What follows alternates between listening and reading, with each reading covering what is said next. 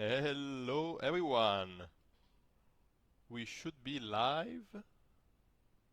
Okay, hey everyone. Welcome. Sergio here and I'm very excited for the live of today. So, I'm gonna leave a couple minutes of time for people to tune in and then I will start answering the questions.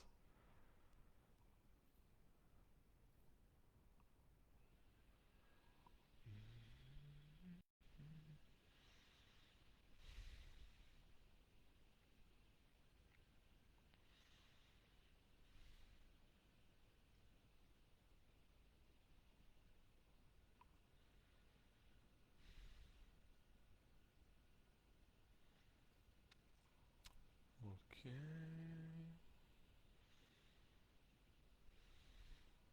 Alright, I'll just start and then whenever people tune in, it's gonna be nice to interact. So, I'm very excited about making this video. I've been thinking about doing it for years. Actually, it was like 2 years ago when I thought, ayahuasca is something a lot of people talk about and many more would like to try. And more and more documentaries are coming out. There are many YouTubers talking about it. It's popping up, in mainstream culture more and more and more. But few people have really done it as much as I have. Few people have the experience I have with it. So it would make sense for me to share, what's going on, especially because it's a very profound topic and there are many things to know about it. It's important to be informed, at least to some extent. And then I procrastinated on it. I was like, well, maybe I don't know enough. I don't know. I just took it 40 times. That's not enough for me to know what I'm talking about, right? And you will understand why I'm saying this, because ayahuasca is pretty much an infinite topic to discuss. So, a few disclaimers, a few notes of introductions, and then I will go straight into the Q&A. This is gonna be a quite long video. I have like 25 pages of notes. I have around 20 questions, which I grouped from newbies, let's say, like people who have never done any psychedelics, or people who have never done ayahuasca and would like to know just what it is, right? To advanced topics. So we will get very deep into spiritual concepts and spiritual experiences I had and everything in between, right? I want this video to be helpful for everybody tuning in. It's not gonna be the easiest task ever. I will do my best to keep the vocabulary and the narration and the definitions clear so that everybody can interact and everybody can be satisfied by the answers I give. Uh, Personally, I look forward also to get to the advanced part because that's where I feel the need to share the most. Um, One more thing is, when here, like the idea of the video is that it's Sergio talking about ayahuasca, but in truth, and people asking questions about it, right? But in truth, everything we say is really talking about ourselves. So me talking about ayahuasca, this very powerful medicine, we will get right into it. It's really me sharing about myself, like at a deeper level that this is what is happening. Yes, in a sense we can say ayahuasca doesn't really exist. There is only me sharing myself here, and there is you sharing yourself through your questions. And in the way in which I will answer the questions, I want to be careful with them because one thing is what is being asked, like the content of the question, and then sometimes there is like a subtext below the question, like beyond it, like what the person really means, and what the question says about the person who is asking the question. So I want to answer both. I will be as true as possible with the content and as reliable with it, let's say. But also, every time I can go a little deeper, I will do that. Yeah, and I will do my best to be followed into that. So, what else? ah, what would be interesting for you to do also as an experiment would be to not just listen to what I say at face value, also notice how you feel when I say what I'm about, when I speak and when I say the things I say. Especially because some of the things I say will be reasonable and sound nice, and they will depict an experience that you may want to have. As I get into more and more advanced stuff, I will say things that are completely outlandish. You will hear me talking about God. You will hear me talking about love. You will hear me talking about enlightenment and awakening. Okay? You will hear me talking about topics that can be very challenging to integrate, even for those who are doing the spiritual work. So, if you really want to get the most out of this video, notice what you feel and notice how your mind reacts as I speak. That's the real information for you. That's the real important thing for you. It's not just about knowing where to go do ayahuasca or how much does it cost on what is an awakening. Okay? This is about you. That's what I'm trying to say. So keep the focus on yourself as I speak and feel very, very free to share whatever you go through in the comments, and I look forward to interact with you. And then, okay, more of a disclaimer. I have very little clue of the chemistry behind psychedelics and behind ayahuasca. Everything I will say in the video comes from my direct experience and from what I heard from people I trust and their experience, and nothing else. So I haven't read many papers, I haven't read many books. Actually, there is a even a mentor of mine who wrote a book on ayahuasca where he goes through very thoroughly in the entire thing, the chemicals and the origins and the legends about it and everything else there is to know. I haven't read it. I haven't read anything about it. I don't know anything, you know, or almost. I have very few notions which I will share, but uh, everything I will say comes from my direct experience and also from what I have observed other people going through. So that's definitely one thing. So if you want to know the chemicals and what happens at a scientific level, this most likely will not be the best video for you.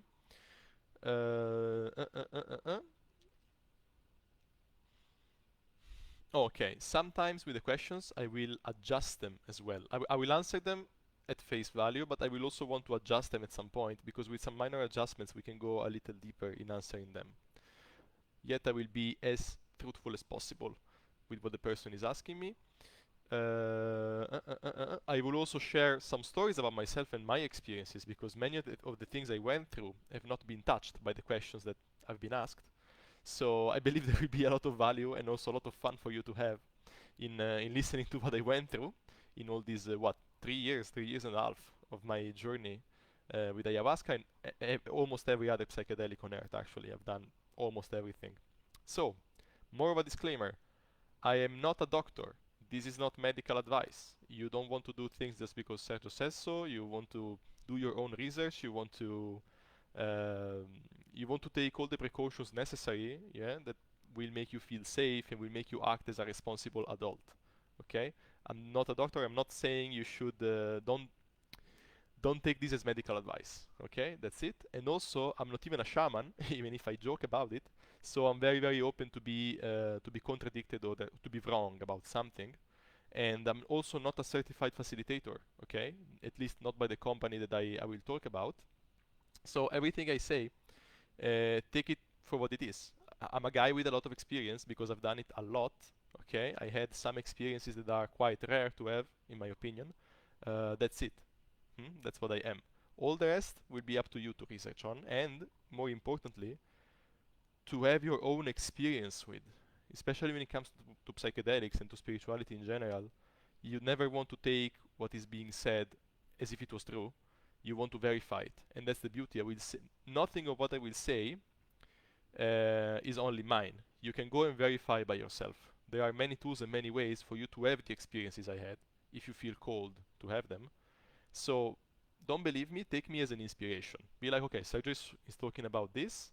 I may want to have the same experience, and I may go about it. That's how you want to do it. I'm not trying to convince anybody of anything. Also, and this is one last thing, an attitude I see quite often is overthinking about the topic of psychedelics, about the topic of meditation, about anything spiritual really, and be like, oh yeah, a guy says this, but I read in a scientific paper they say that, and then they ran a test on mice in a lab, and that's what they found out, and so I believe this is what ayahuasca is and this is what it isn't. You know, that's all mental masturbation. That's not gonna lead you anywhere. You know, if you're serious about this, you go have your own experience and then you notice what happens. That's really the only way to know what I'm gonna talk about is about. So let's start with the questions. I will start with the easy ones. You know, as I said, I will go from the most basic ones, which can be useful for people who have never taken anything in their life, and then I will move into deeper and more advanced ones.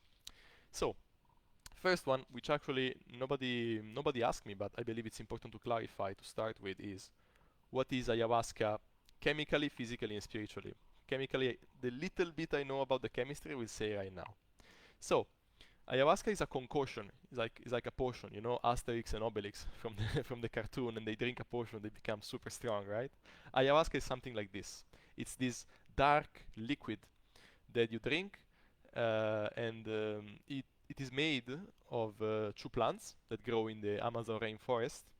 One is Banisteria capi, the actual ayahuasca. It's a liana that grows around trees, and it's a very thick and hard liana. And another one, the second component of the concoction, can be chacruna, which is a plant which is also grows abundantly in the rainforest, or another vine called yagé. Depending on the area of the rainforest where you go, depending on the tribe that prepares it, depending on the shaman, depending on many things, the second plant can change. Some plants have a little more DMT, others have little less, and others have little more ingredients, let's say. But the Banisteria capi is what stays the same. And what's so beautiful about this is that the combination of these two plants awakens a possibility in the body, awakens a capacity of the body to go beyond itself, if you will. Let me explain. So the active principle that makes ayahuasca have the effect it has is DMT, specifically N-N-Dmt, which is the DMT that the brain produces when you are sleeping, and it is believed to be the substance that allows us to dream. The, the liana contains what are called MAO inhibitors. So see it like this. When you're sleeping, the brain produces this DMT and you have the psychedelic effect, meaning you see the dreams. But during the day, you don't produce DMT. Or if you do, there are some enzymes in the body that destroy the DMT. Because if the DMT was going on all the time, we would be all dreaming all the time. We would be all stoned all the time. We wouldn't be functional. So the body has this mechanism of regulating the amount of DMT in the body. What the ayahuasca does is it inhibits the inhibitors of the DMT. So all the DMT that is produced by the brain stays in the body, keeps flowing for much longer than it should. And that allows us to be in an expanded state of consciousness and of awareness for a long amount of time. Usually a trip on ayahuasca lasts from 3-4 hours to 5, 6, even 10 hours, depending on how much you take. I had experiences in which it started at 11 p.m. and in the morning at 9 a.m. I was still stoned because I took a lot. Okay, that's the maximum amount, let's say. Minimum amount, it can last like 3 to 4, 5 hours. So, and the other plant instead, so the chacruna or the yagé, they contain very little DMT.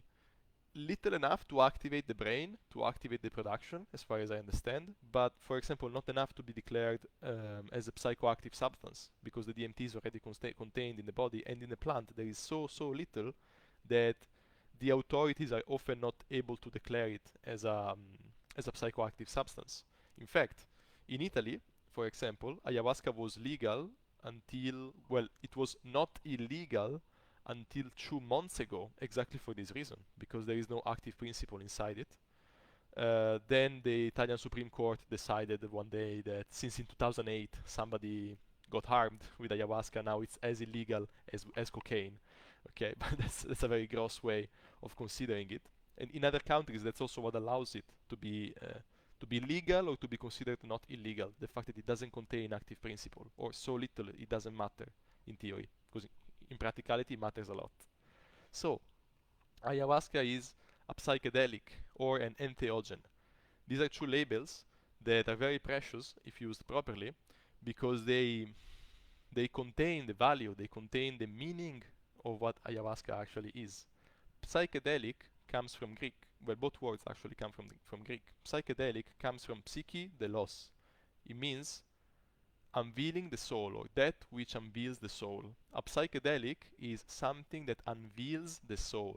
Now, the word psyche comes from the Greek, psyche, and we use the word psyche in modern language to indicate the psychology of somebody, the mind structure in which we live, the sum total of all the patterns that make up our personality and the way our mind reacts to the external world.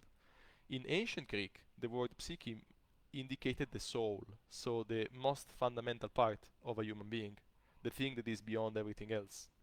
And so when you take a psychedelic, you take it in order to unveil that most fundamental part of you, that thing of you that runs the deepest. And we will get into that as we answer more and more questions. Another word that is used is entheogen. Entheogen also comes from Greek and indicates the God within. You know, theos is God and indicates inside. So as you can see, both words fit to describe it, are used to describe it, and they both indicate the same thing, that when you take a substance like this, ayahuasca is not the only psychedelic, of course, in the experience you have, you go touch something within you that most likely you don't normally have access to. So, scientifically, it's very difficult to say what is up with a psychedelic, because when you take a psychedelic, you go through a very subjective experience. And modern science isn't very much able at describing and measuring what a subjective experience is. Modern science is based on objectivity. It tries to find objective measures to say what is happening in your brain or what effect a certain substance is having on you and put it as linear as possible. That's not the most constructive way to look at ayahuasca though, because your inner experience cannot be measured. Only you can know it. Okay? And if you think about it, what really matters to you is not what is written on a piece of paper by some scientist to run an experiment. What matters to you is your subjective experience. And in fact, in your life, there is nothing else but your subjective experience. Everything you experience as external is actually inside your subjective experience. Your subjective experience is literally everything to you. Even if we tend to believe that yes, there is an external reality and there are people doing things to me and then there are scientists running experiments somewhere, all those things are happening where? In my experience, you know? What I cannot experience, I cannot be sure it exists, right? That's the thing. So, even though analyzing the chemicals can be useful to have an idea of what is going on, especially if you want to go in a retreat, don't get too much into it unless you really want to, unless you're really passionate about it, because it's not gonna help you get prepared for the experience. So, the way in which ayahuasca gets prepared is the shamans cut the liana with their machete, and then they put it together with the other plants in a very big cauldron, and then they boil it for a day, or if I'm not mistaken, sometimes even for more than a day. And there is a guy, the cook, who is there and stays the entire day, you know, how do you say, steering the cauldron and making sure that the density is good, and they chant, singing on it. They say prayers, they infuse it with a certain energy. Let's say it's a ritual. Preparing it is a sacred act for the tribes that prepare it in the Amazon rainforest. It's a very holistic ritual, let's say. And once you take it, you will notice how the plant has a very special way of being inside you, has a very deep sense of intelligence. It's not just a bunch of chemicals acting with each other, you know. If you've taken other psychedelics like LSD, for example, LSD is a more chemical thing, right? LSD feels more chemical. It's more impersonal as an experience because it's made in a lab, essentially. It's like chemicals that do something in your brain. That's how it is made, you know. And even if it can unveil a lot of stuff, and I love LSD personally, ayahuasca has a different taste in every sense. There's a different tone to it. There's a different way of doing everything. There is a deeper intelligence at play, at least in my opinion. And that's because it comes from nature. Nature is a more complex system than what you can find in a lab. And ayahuasca comes from I don't know how many millions of years of evolution in the forest, and how many events, how many information are written in its cells, you know, in its DNA, or in its memory, we can say. So we often refer to it as a plant holding a lot of wisdom, accrued wisdom over time. And this wisdom, you feel it when you drink it. We will get into it later on. So, how does it present itself? It's a very dense black liquid that tastes like like shit. It's a very very bad taste, at least to me. You can imagine it as some liquor with the taste of licorice, but it's quite bitter and it burns the throat once you drink it. It burns the end of the tongue, the bottom of the tongue. Sometimes, since it's chopped, it's a chopped piece of wood essentially. You can also feel the little pieces of wood as you drink it, and as you take it in, uh, when I take it, I can also feel it going slowly down the esophagus, getting down in the stomach. It's a long process. It takes a while for it to go down, and it can be quite unpleasant. So also depending on how it is prepared and the batch, let's say, the skill of the cook and whatever many other factors are in play, the taste can be different. Like I had some ayahuascas that tasted more like chocolate, or others that had a very very intense taste, or others that are very very light taste compared to the spectrum of taste you can have in ayahuasca, of course.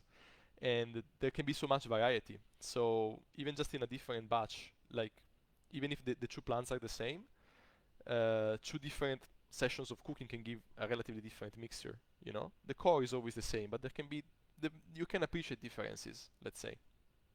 So another question people didn't ask me, but I want to go in a little bit, is what happens when I go in a retreat, and what happens when I'm in a session doing ayahuasca. So when you go to a retreat, well, usually you take ayahuasca in a retreat.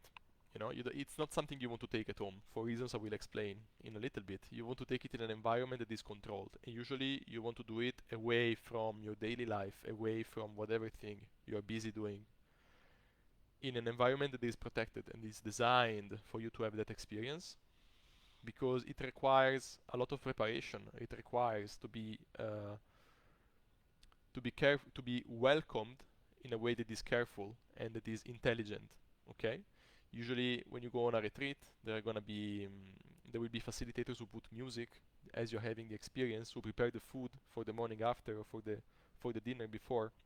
In the organization where I did all my sessions, the way a retreat works is that you go, there is a you get introduced to the house and you see where your bed is and where you can stay. You may eat something, then there is a preparation where the facilitators prepare you for the session. They ask you how you're doing, they try to put you in perspective, they try to frame the experience to you, they try to make you feel welcomed and at ease. This is the most important thing. You want to feel comfortable when you're about to take ayahuasca.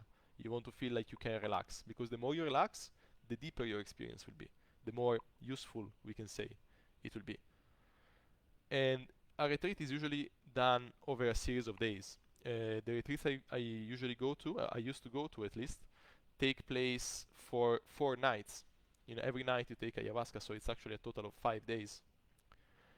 And the reason being is, if you take it only once, well, the first time you're ever gonna take it, most likely you're not gonna have any effect. If you are gonna have some effect, it's gonna be slight. It's gonna be very little. So taking it just once, it doesn't make sense. You want to take it at least twice, but 2 times is already little. You know, what happens is that over 4 nights, for example, or even longer periods of time, there are retreats that last 11 days, for example.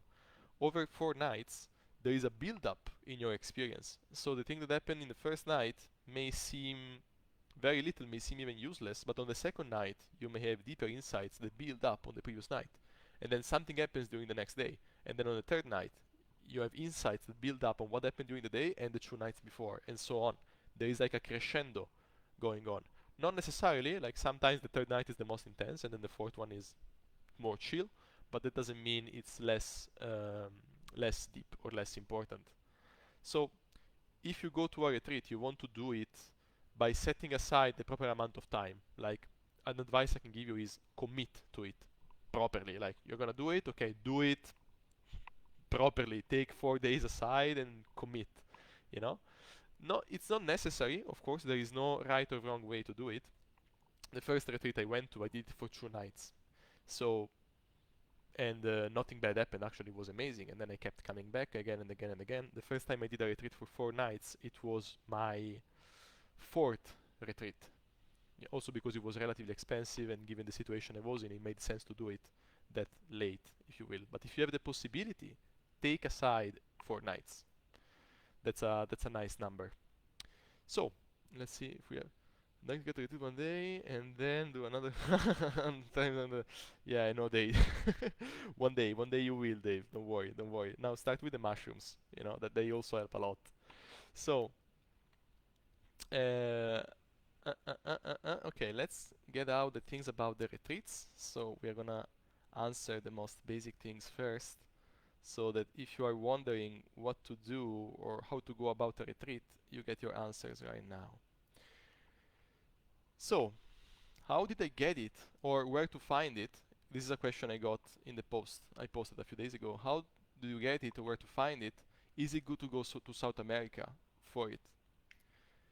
No, it's it's not good. It's not necessary to go to South America to take ayahuasca. I took it in an organization called Inner Mastery, which is present in South America but also in Europe and in other places. And I don't believe it is necessary. I've never been to South America. I'm gonna go next month, but so far I didn't feel the necessity, and I didn't feel like the necessity to do it in the forest. For sure, there is a reason to do it there. For sure, it adds up something to the experience, but it's absolutely not necessary. It is good. Most likely, it's good. Um, the thing is, especially the first times, it doesn't really matter where you take it. It doesn't really matter. Like, as long as the environment is comfortable, as long as the facilitators are competent, don't concern yourself with wanting to overdo it or wanting to do it properly. Do good enough, start with that, and see what it is like. Because it's also possible that if you go to South America, you may find fake shamans, or you may get scammed by somebody. You may do it in environments that are not so well controlled, and so that's where some people get harmed, right? Like there are stories of people going to Peru or Brazil, and they find fake shamans, or they drink ayahuasca that isn't that good, and they are fucked because you are in the middle of the rainforest and you get an ayahuasca that isn't good, and the guy isn't a proper shaman, or he doesn't really know what he's doing. And what do you do? What do you do if you're there, right? If you're not experienced, you don't know.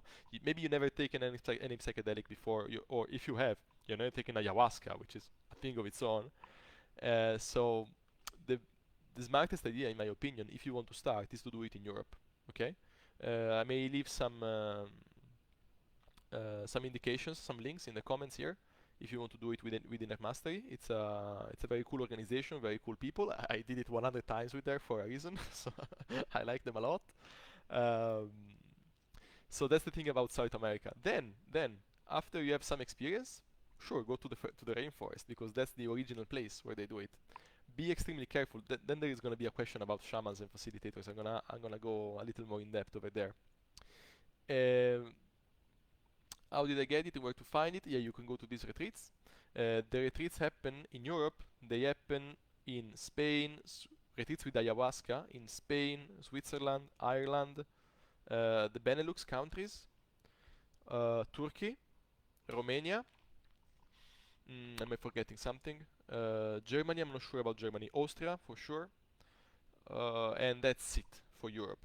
I'm fairly sure. In Italy, it was legal until 2 months ago. Now it's not anymore. There are still retreats happening over there with movement. Movement is being used as a medicine over there now. Like they make you dance and do other stuff. I've never been to a retreat like that yet. And other medicines that I may mention later on. So, yeah, so depending on the language you speak and depending on your preferences, depending on the calendar you find, you can fly to a European country and do it there. Then, what should I know going into my first retreat? So the best thing I advise you is to know nothing. Okay, just go there, have no expectations, and say yes to everything. That's how I did it.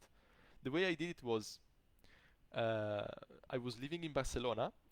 I studied there for 2 years. On the first year, I was living in Barcelona. I was living with my best friend and with a girl who was our flatmate. And at some point, she mentioned ayahuasca. She said, "Oh yeah, I did ayahuasca. It's this thing where you puke. Since you guys like smoking weed, you should try it." And me and my friend were like, "Ah yeah, we could do it." And then we forgot about it completely. Then 1 year after, I was just coming back from a coaching program I was doing in Poland, and one of the coaches suggested me ayahuasca because he also had just tried it.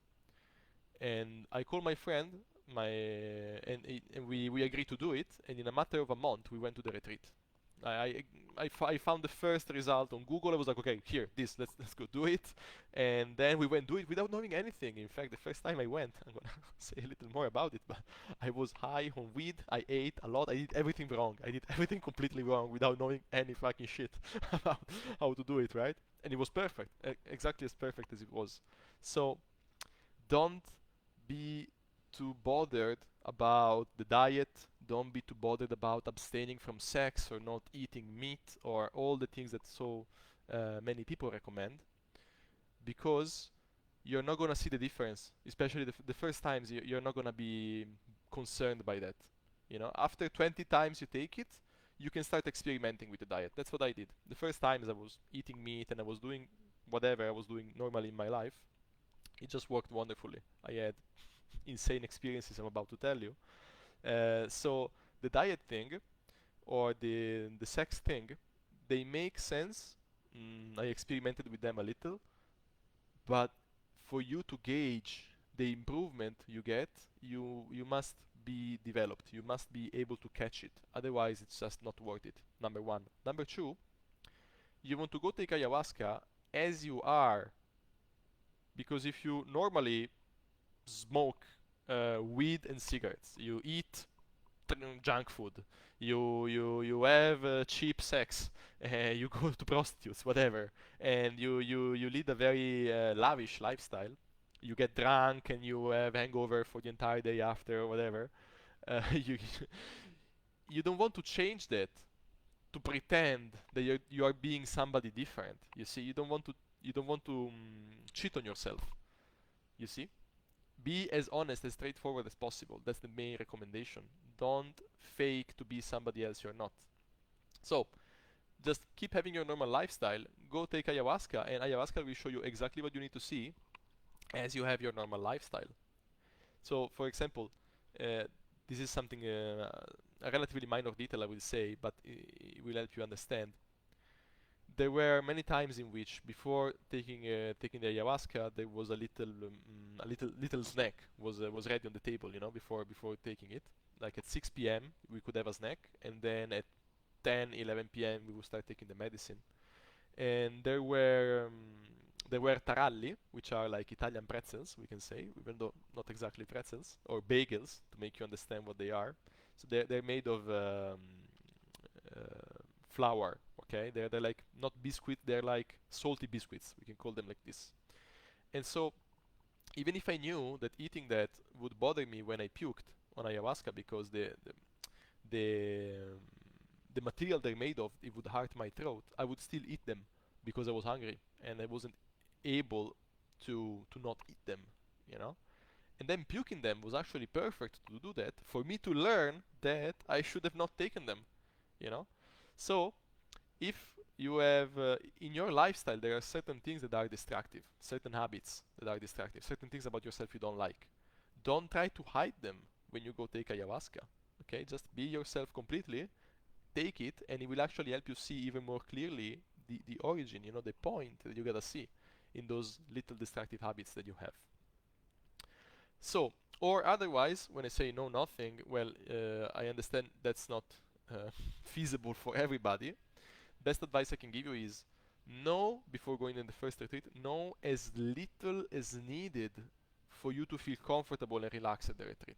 So what do you need to know? You need to know about the chemicals. Do a little research about that to know you're not gonna go crazy.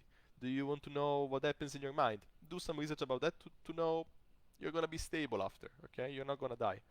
Uh, what else? What are the few things you need to know? As little as possible, because if you need to know everything before you go, then that's the point. That's quote unquote the issue, is you being very controlling, which is very likely the source of your suffering in your life, right? You want to go to a retreat in the best condition possible to surrender control. That's the point of doing all this all this experience. So, what else can I tell you? Well, one thing that is very, very important is you want to know if an integration happens after the sessions. So in the retreats where I go to, as I said, yes, there is preparation, then there is the session with ayahuasca, and then there is the integration after. During a session with ayahuasca, all sorts of crazy stuff can happen. Okay, when I say crazy, I mean good crazy, and not bad crazy. Uh, in your experience, you can see so many things, you can feel so many things, you can have so many intuitions. The facilitators give you a space, they put the music, they make it such that you can feel safe and comfortable. But then, since you're gonna see so much, it's gonna be difficult for you to put the pieces together and to be sure of what is real and what is not, like what is actually useful for you and what isn't. Integration is the moment in the retreat, usually in the morning after the session, where the integrators help you. Integrators are people who talk to you, okay? They help you realize, they help you connect with what was actually valuable for you the day before.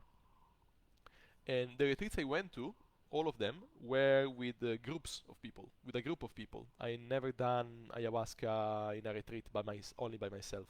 That's something I advise against, actually, because if you do it only by yourself, you don't have other people around, you miss out on the opportunity to see in others what you need to see in yourself. So, some people may have the concern of, oh, but I'm gonna go there and I will have to puke in front of other people. There will be people puking around me, and then there's gonna be people screaming, or I heard this can happen, or this other thing can happen. Yes, it's all part of the game, it's all part of the journey, and the benefit you're gonna get from going with other people uh, greatly overcomes, okay, the cons of it. So, for example, there have been many situations in which there were people screaming or talking shit during the session, and that would bother me greatly. Okay, that's a possibility. It can happen, you know. But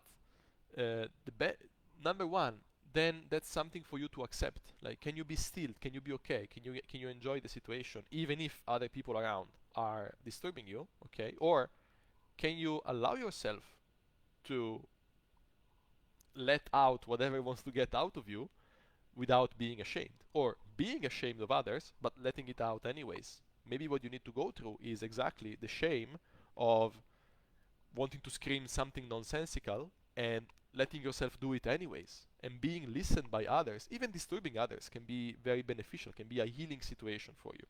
So remember, when you go to a retreat, everything is there to serve you. Okay, when you go to a good retreat, even other participants that you may not even like in the first place. But if you know how to look in yourself, and you do the same thing you're doing with this video, so you are observing your internal experience and you're learning from it, anything and anyone can help you see what you need to see within you. Anybody can be the medicine for you. So integration then is the part in which the integrator helps you put the pieces together, and that's super important because you see so much stuff that it's difficult for you to put the pieces together, especially if you never had an experience before. So you may see dragons, and you may see images, and you may see whatever, but you don't know what really matters. The integrator is there to help you be like, okay, that's the thing you actually care about. Okay. What else did I want to say?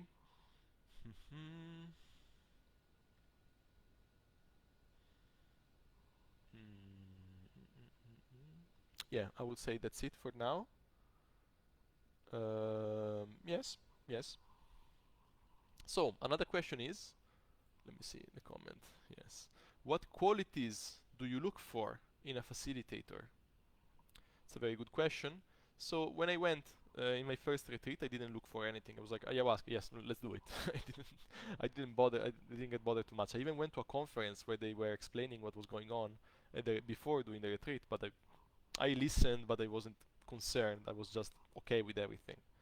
If you want to check your facilitator, well, have a good call with him or her, and a very important quality is integrity.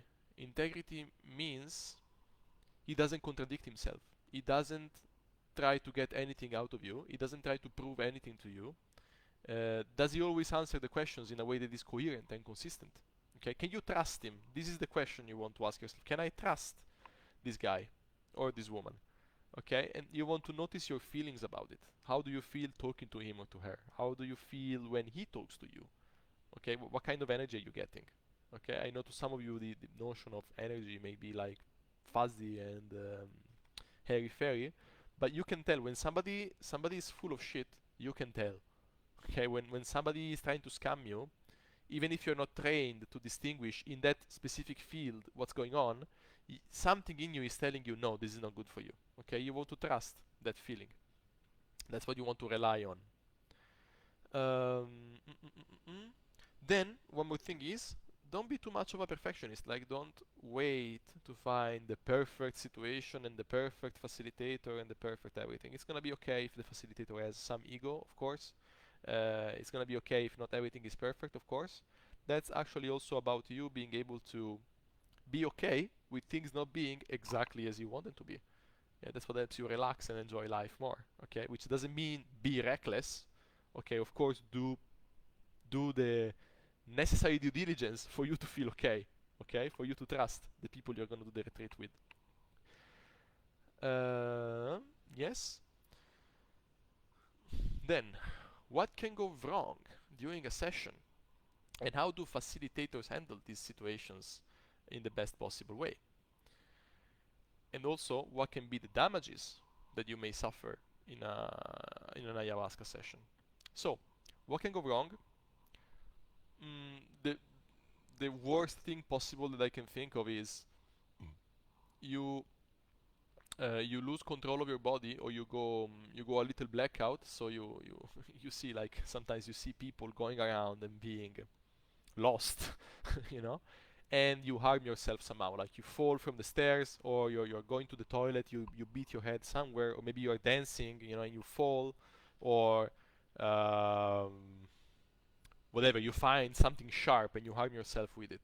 Okay, this is the worst thing possible. So you physically harm yourself. The facilitators are supposed to be there exactly to prevent that. So nobody can tell you what is going to happen in a session. Specifically, nobody can tell you what is going to happen to you, and every single session is different from the previous one. So there are no two equal ayahuasca sessions. It's never going to be the same effect. You're going to see similarities from one time to the other, but every time will be completely different. You cannot predict what will happen to you just because you took it before. I cannot predict what's going to happen to me next time I'm going to take it, and I took it 100 times. Okay, I have some reasonable expectations, but I also know it's very, like, the depth is infinite. You know, the depth of the work is infinite, so anything can happen, but that doesn't mean you're not going to be safe. So as long as there are people there to watch you and make sure that if you want to go to the toilet, somebody comes with you. If you want to if you need to go out to take some air, somebody can help you with that. If you lose control, somebody will be there making sure that you don't harm yourself. That's it. That's it, essentially. And then, um, what can be the damages that the person asks? Also, well, physical damage. That's the riskiest thing, which is also extremely rare. In the 100 times I took it, I never had, not even by far, the risk of harming myself physically. I've seen I don't know how many hundreds of people doing it, and even there, it's very unlikely. Like, there has been some extreme cases, but it's very unlikely. I never seen anybody harming himself physically during an ayahuasca session. Then, what can be instead the damages to your mind? That's also, I guess, what the question is asking. For once again, for my experience, I never seen myself or anybody getting mentally damaged. It's just something I never seen. Okay, I read or I heard stories of people who went a little crazy, like they got dissociated, or they harmed themselves after the retreat. But that's because in all these cases they all had some pregressed condition. So check with yourself and know if you have a pregressed mental illness, if you have a pregressed condition. So are you chronically depressed? Are you schizophrenic? Are you bipolar? Are you a psychotic? Do you have these sort of issues? If you do, then most likely ayahuasca is not for you. Okay, or if you really want to take it, check with your doctor, check with everybody you need to check with to be sure you take it safely. Take a very small dose. Be extra careful. Okay, if you fall in the categories of people who have mental illnesses, okay, that's the only category that is at risk. Everybody else, go go chill. Don't worry, it's cool. Nothing bad is gonna happen to you. I would say about the the experiences I had about this. You will understand why I'm saying this.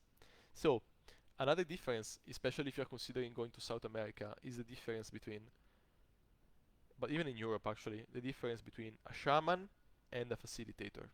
So in my experience, I almost always took ayahuasca only with facilitators. I took it only once with a shaman. So the difference is the facilitator holds the space for the session to happen. So there is a room prepared with mattresses on the floor and water and everything, paper and the little bags or the little buckets where you can puke. The facilitator puts on the music, the lights are very dim, and he's just there for you in case you need any help.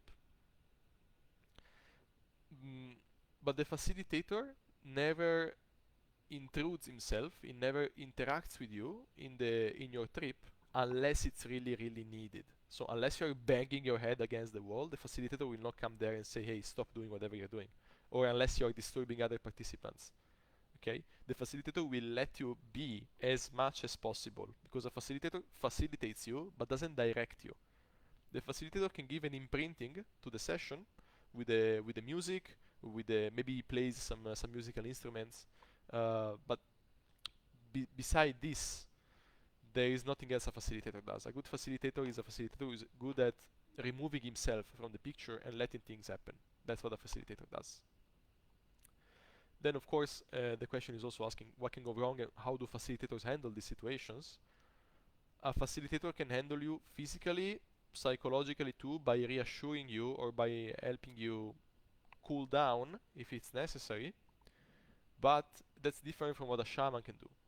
Shamans instead are trained to work with energy, as far as I understand, because I'm not a shaman and I never met one who explained me properly what he's doing, but that's what I understood so far from what I heard and what I saw. So a shaman, let's say you're having a what may be called a bad trip, a relatively bad experience, and so you're suffering a little. A shaman is able to come there and interact with you energetically to direct your trip in a more comfortable place. That's what a shaman can do. A facilitator cannot do that. Okay, that's not what facilitators are trained to do. So this is the difference. Now, it is plenty around of fake shamans. Okay, if you go to Peru, you go to Colombia, be extremely careful with whom calls himself a shaman. Do double, triple background check. Even in Europe, there are shamans coming from the rainforest. Be sure that they're good ones. Okay, like check with people who have gone to their own retreats. Check what their experience is. When you talk to them, see what kind of energy they have. And usually, same with facilitator. The more somebody is trying to prove something, like maybe a shaman wearing plumes and trying to appear, to fit a certain character, the less trustworthy he is. The more chill and okay he is, usually the better it is. Also, very often the idea is that there is an idea going on that if you don't take it in the rainforest, then you're not really taking ayahuasca. If you don't take it with a shaman, then you're not really doing it. I tend to disagree. Well, I still have to do it, so we will see. But be aware of this. Like a lot of shamans in the rainforest are not having a good time. There is a problem with them being alcoholic. There is a problem with them being not exactly in the best place ever. Even if they're shamans, because life there can be very tough. There is extreme poverty. There is a lot of shit going on, okay, in South America. So going to do it in the rainforest is not necessarily gonna be better than doing it in Europe. And actually, a thing that often happens that I noticed in some people I met is that if you take it in the rainforest, maybe there is no integration. Like the shaman is there and he directs the ceremony, but after, it doesn't tell you shit about what to do with the experience you went through. And also, there is a different culture, there is a different way of looking at things. So, what a shaman is concerned about in his life and what he went through in his life in Peru or in Colombia is very different than what you, most likely Western person watching me right now, are going through in your life. So it could be that a shaman is afraid of jaguars. I'm, of course, talking in a stereotypical way, but just to make you understand. But they don't know what approach anxiety is, or what depression is, or whatever is. What the usual Western problems are, because they don't live here. They have a different flavor of those problems. They have different flavors of those things.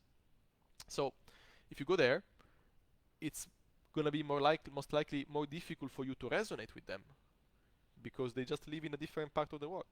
They don't know what you're going through. That doesn't mean they cannot help you, but it's more difficult for them to resonate with you. While instead a facilitator who is from your same country maybe and knows what's up in the Western life can resonate with you more easily. Can tell you, okay, this is what is going on with your mom and your father. This is what is going on with you and your boss. Okay, and also a good facilitator doesn't tell you this is what is going on, but can help you have the realization, can help you see yourself what is actually going on within you. So that also must be stated. For example, I met so many people coming who did retreats in the rainforest, but they didn't mean anything to them. They were cool experiences, and that's it. They didn't change. You know, they were there being tourists, essentially. There is nothing wrong with being a tourist and going there to have a good experience. Depends on what you're looking for. Are you looking for having a good time? You can have a good time in the forest, or you can have a good time in Europe. It doesn't matter. Are you looking to do proper deep work? Then what you care about is not necessarily the setting, but is the transformation it will bring to you, like the sort of integration you will have from the experience you will do. This is something you want to wait on. And going to the rainforest is not necessarily going to give you the best integration. That's what I noticed. Like a lot of people came from the forest and they had no idea of what was going on. Then they come to one of the retreats where I used to go, and they clearly missed the point of the first times they did ayahuasca because they didn't have proper reference points, putting them in a condition to realize what had to be realized properly. So that's it for the facilitator and shaman thing. And then, of course, follow your heart. That's the most important advice. You will know what is right for you. Okay, so I'm giving you information. Uh, Trust your intuition that you will do ayahuasca in the best condition possible for you, and the best possible case scenario we realize for you. That's what really matters. So don't do things because Sergio says that's what you should do, or that's what you understand Sergio says you should do. Eventually you will find the best situation for you. Trust that it will come. It will come in the perfect way for you. That's it. Then, let me check. Love the stream questions. Are you specifically so interested in ayahuasca? Okay. I also received a private message. Let me check it for a second.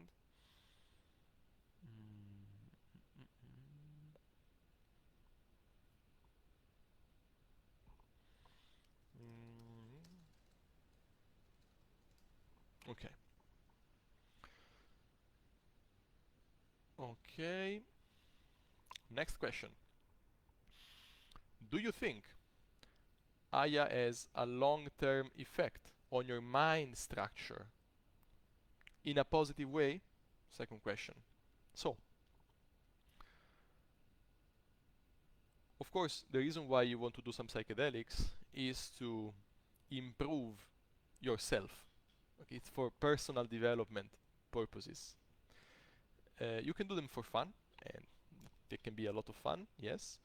But the idea is you want to change something. Okay, maybe there is something in your life that you don't quite like. It could be in your relationship. It could be in your job. It could be with your family. It could be with your health as well. It could be in so many areas. And maybe you realize that there is something you're not quite getting. You have the intuition that there is something more about you, but you don't know how to access that. And so you want to take some psychedelics to see what's going on. You are curious. Okay, you want to change essentially. And the answer to the question is yes. Ayahuasca, like any other psychedelic, can have a long-term effect on my mind structure and on your mind structure, and yes, in a positive way. They can have it if you cultivate that. So, what can happen can be that you have a certain pattern happening in your life, or maybe you have a certain addiction, and with a psychedelic like ayahuasca, you are led to the root of that addiction, for example. I know some people who were addicted to heroin, and they managed to heal the addiction to heroin thanks to ayahuasca. What you want to, for example, and that can be relating to many other things, um, what what matters though is how much of this change do you allow? How willing are you to challenge yourself and to have that mind structure challenged? Because if you go taking ayahuasca and you are very convinced of your reality model, you are very convinced that things are the way you see them, there's not going to be much space, for that to be challenged. If you are flexible and you are open to the possibility that you may be wrong, then you can be shown some more things. And the more open to the possibility of being wrong you are, the more stuff you will be shown. That's a good rule to follow. So, for example, let's say you come from a materialistic way of looking at things, of a materialistic point of view, meaning you believe that what is only matter. So there is a physical body in which chemical reactions are happening. I am a guy having an experience in this physical body, and it's all a bunch of chemicals and atoms hitting each other, and that's what life is all about. And I use reason to understand life.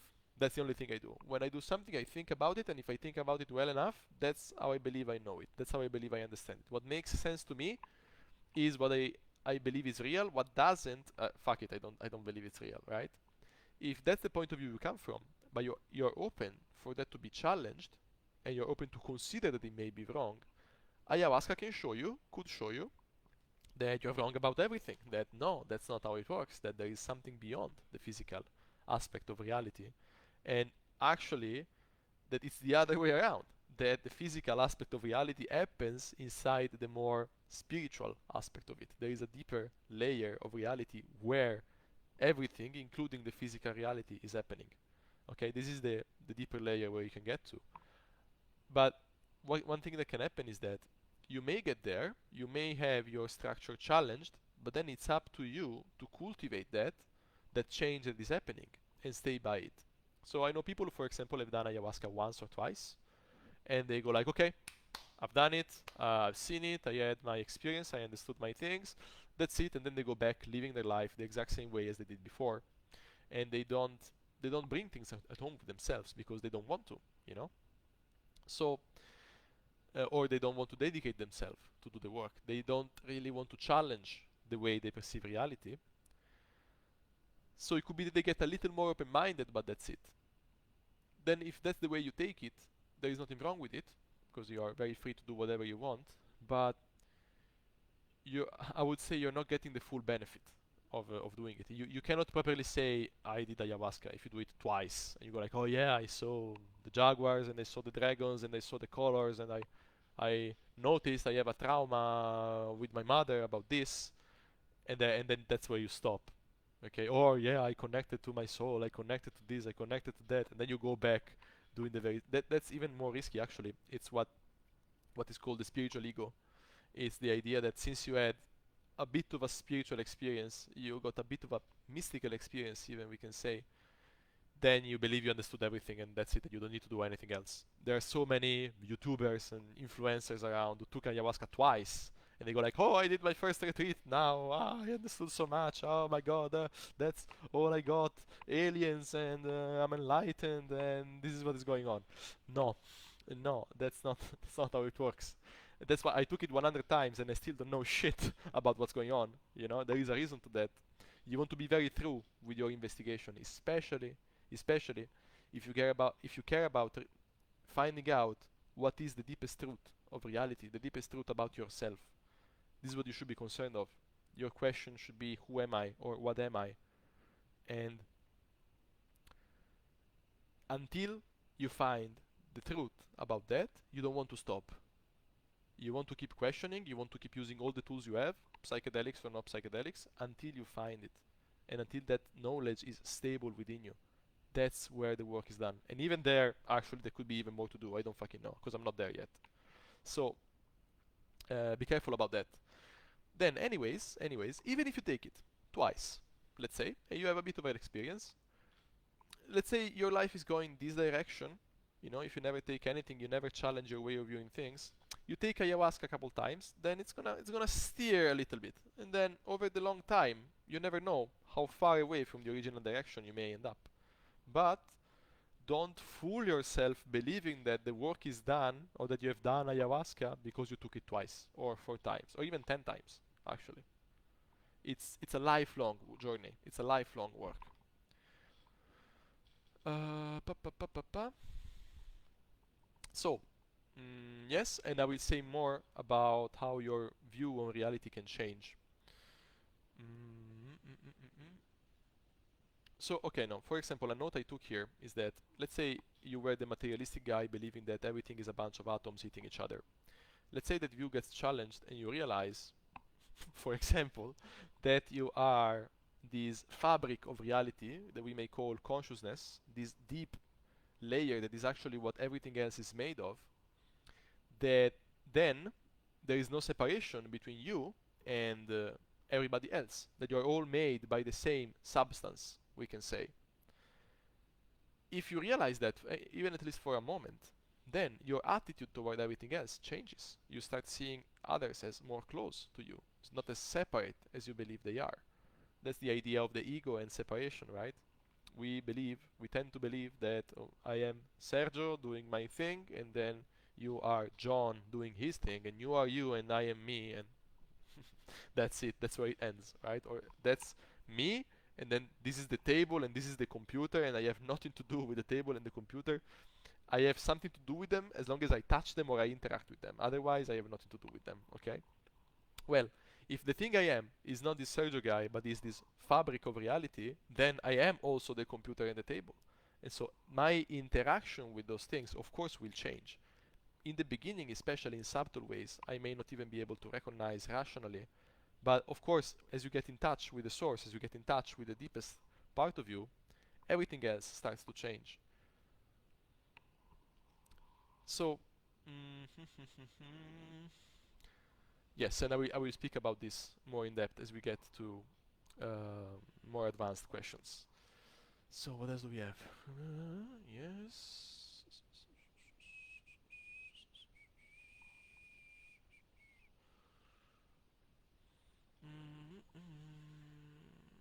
Next one is awakening.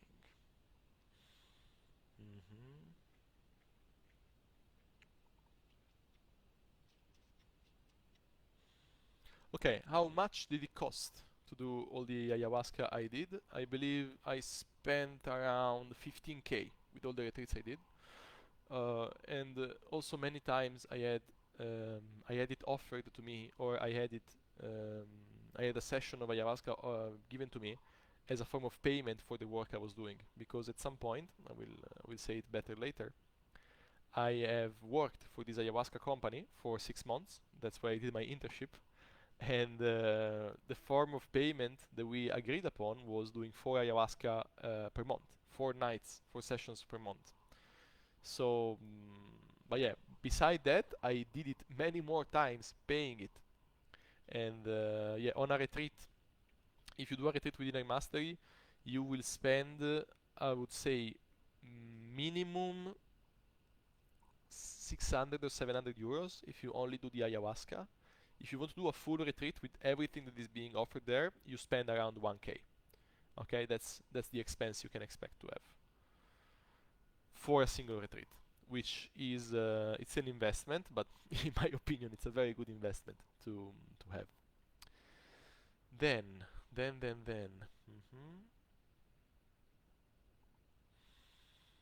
Okay, forgive me, my notes are a little messy because there is a lot I really want to say.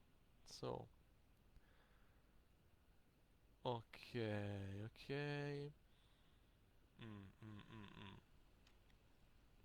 Have you done DMT? Thoughts on the difference?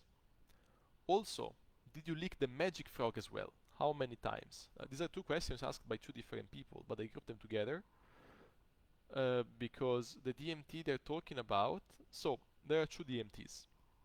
There is N-N-Dmt, which is the DMT that gets released for a long amount of time. It's the DMT we sleep with, we dream with. And then there is 5-MeO-DMT, which in the sequence of releases that happen in the brain happens before the N-N-Dmt, if I'm not mistaken, and it lasts shortly. It has a shorter duration. I have done. So with ayahuasca, you're gonna experience the effect of N-N-Dmt. Then there is another medicine called bufo alvarius.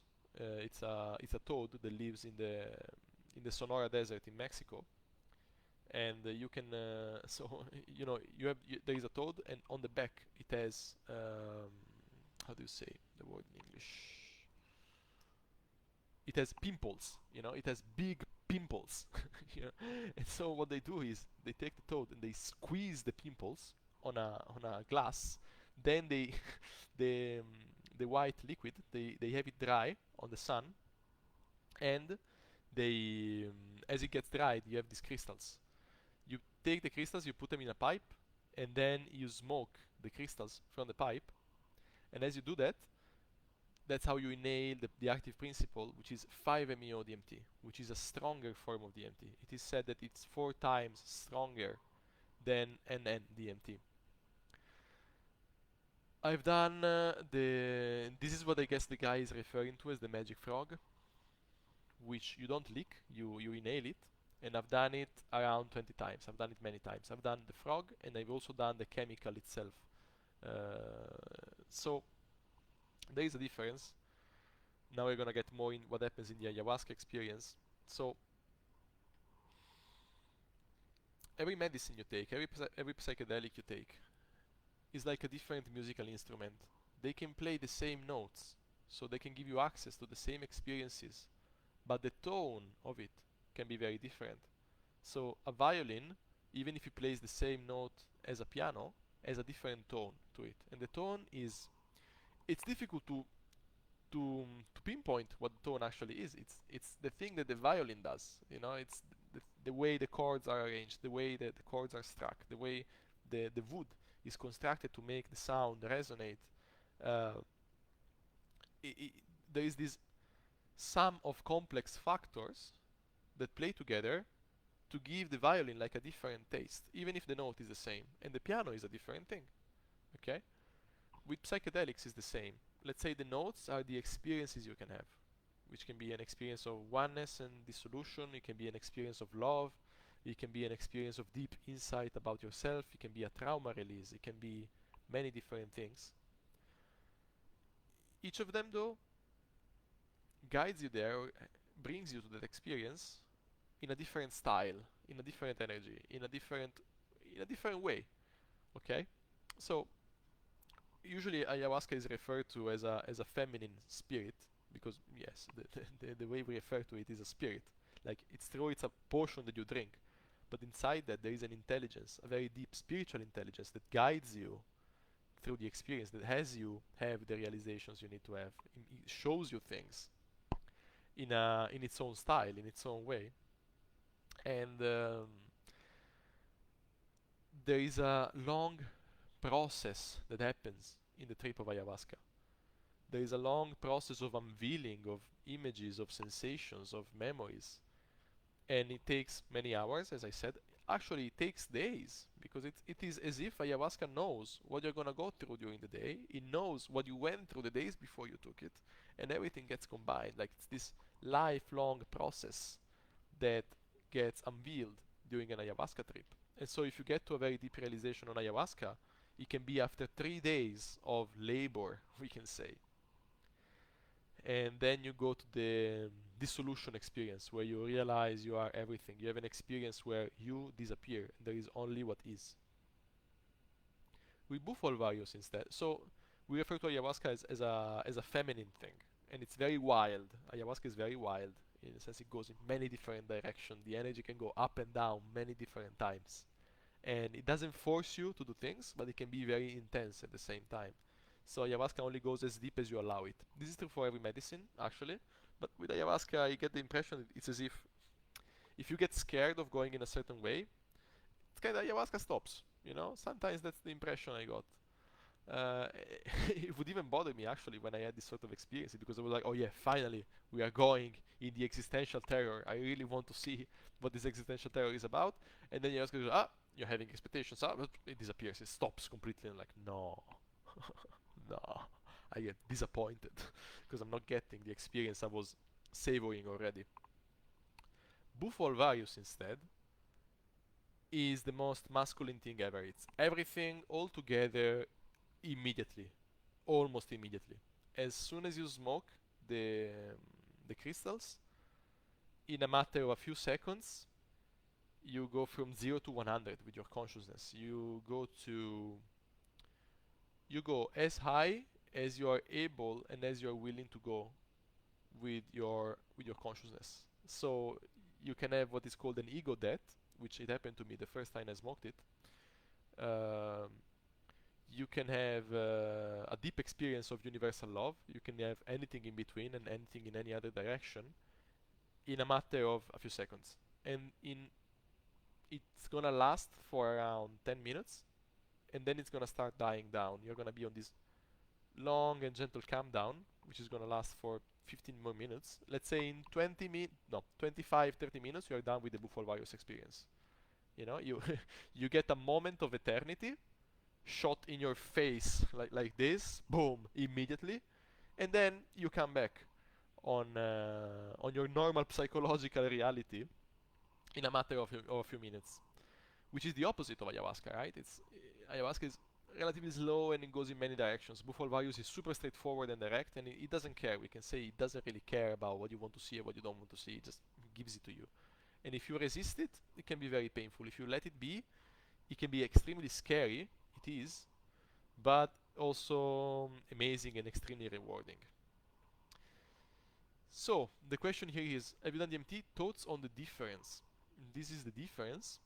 They can bring you to the same places, but in a different, taking a different path, we can say.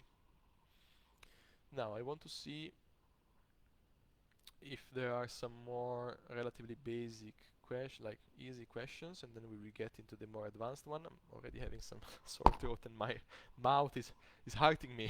I hope I will be ready. I've been live for 1 hour and 11. Amazing.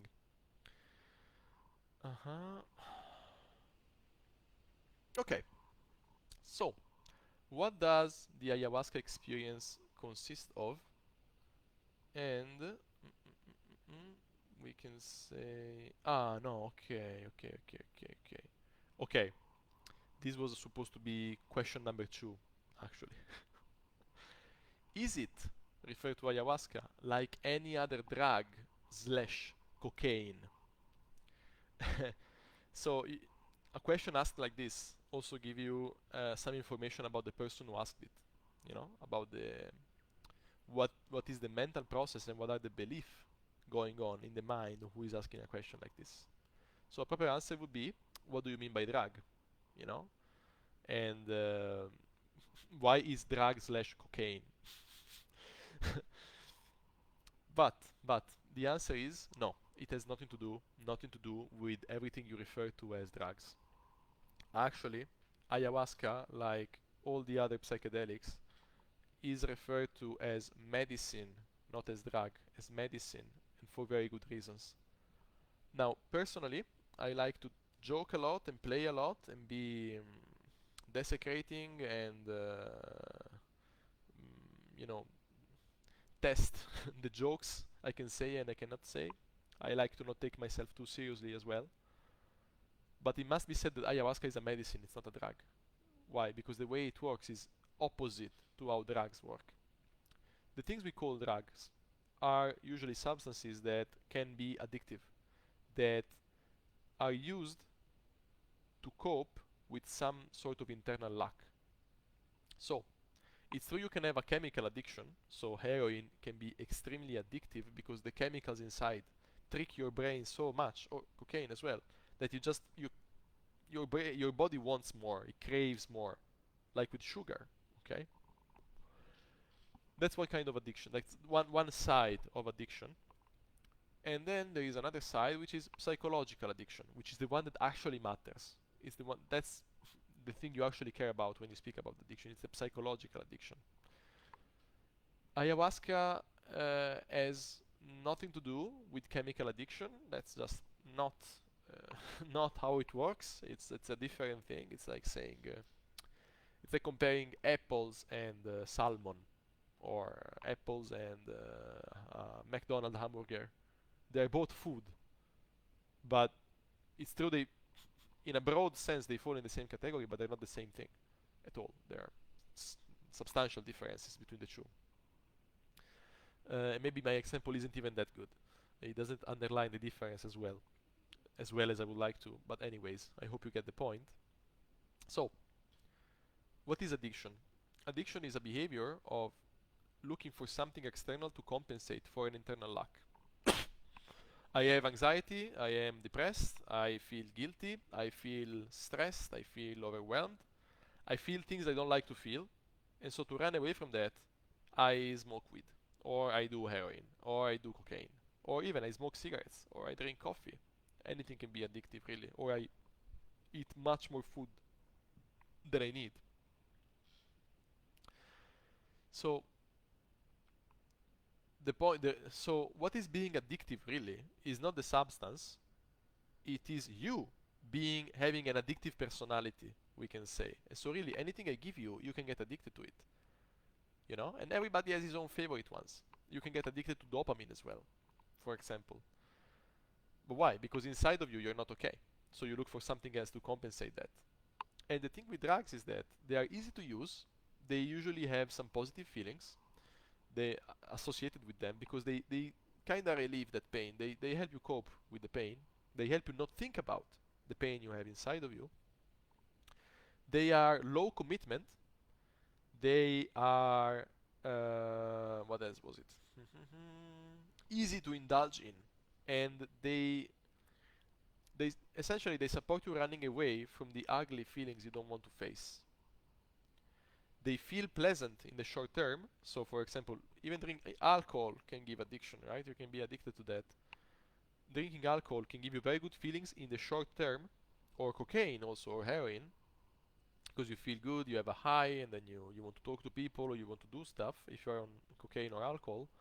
But then the day after, you're gonna feel like shit. You're gonna be hangover, and you can sense that's destructive for your body. That's bad for you. Like when you drink alcohol, you can tell. You don't need a scientist to tell you that something bad is happening in your brain when you drink alcohol, because you feel the pain the day after.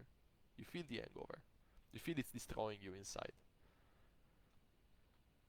And they are easy to use. So drinking alcohol or doing cocaine is relatively easy. They don't require that much commitment. Same for marijuana.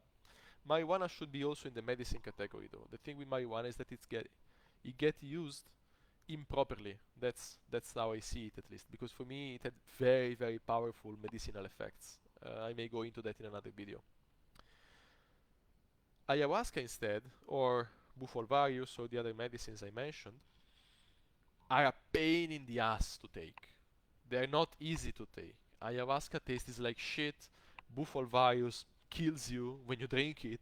San Pedro also tastes like shit and it lasts 18 hours. Iboga, it's a pain in the ass. It tastes like shit as well. It's difficult to prepare, it takes a while.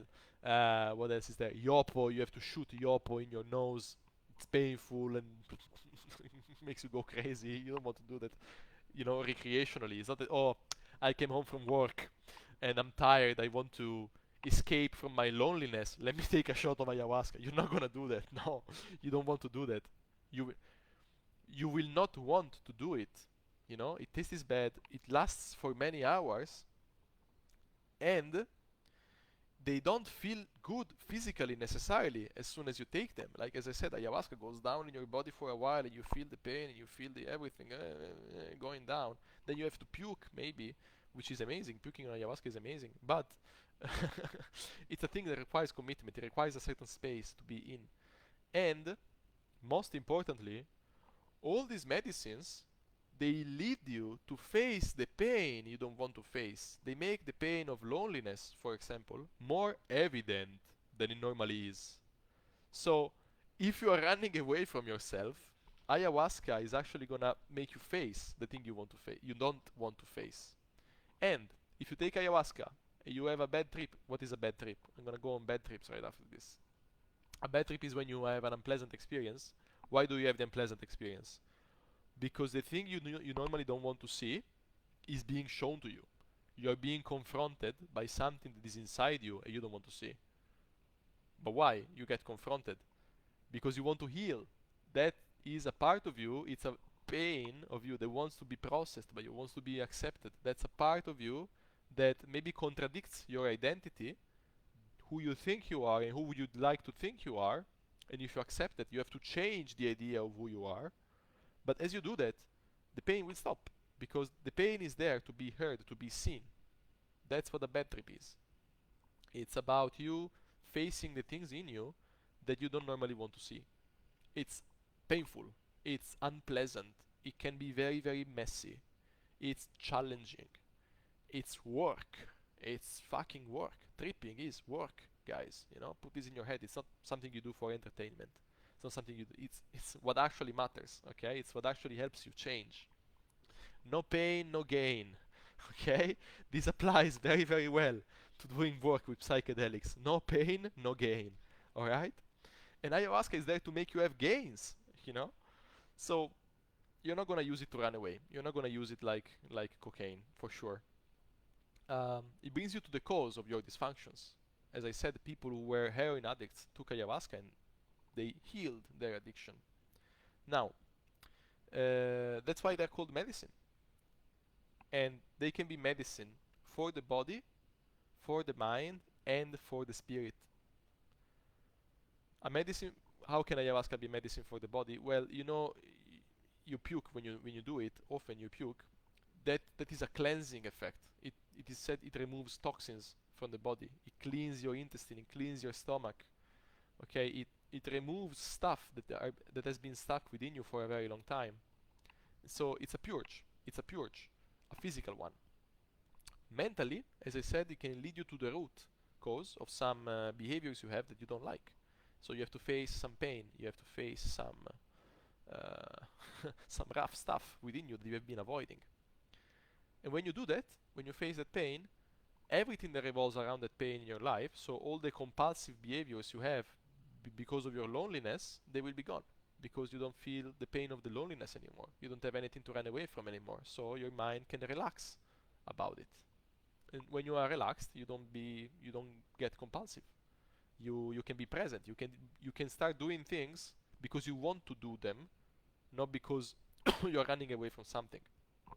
Then it can be medicine for the spirit. Why? Because it helps you see even deeper than the psyche, the thing you really, really are. It helps you remember the depth and the beauty of the being that you are. And in doing this, everything else adjusts, everything else heals.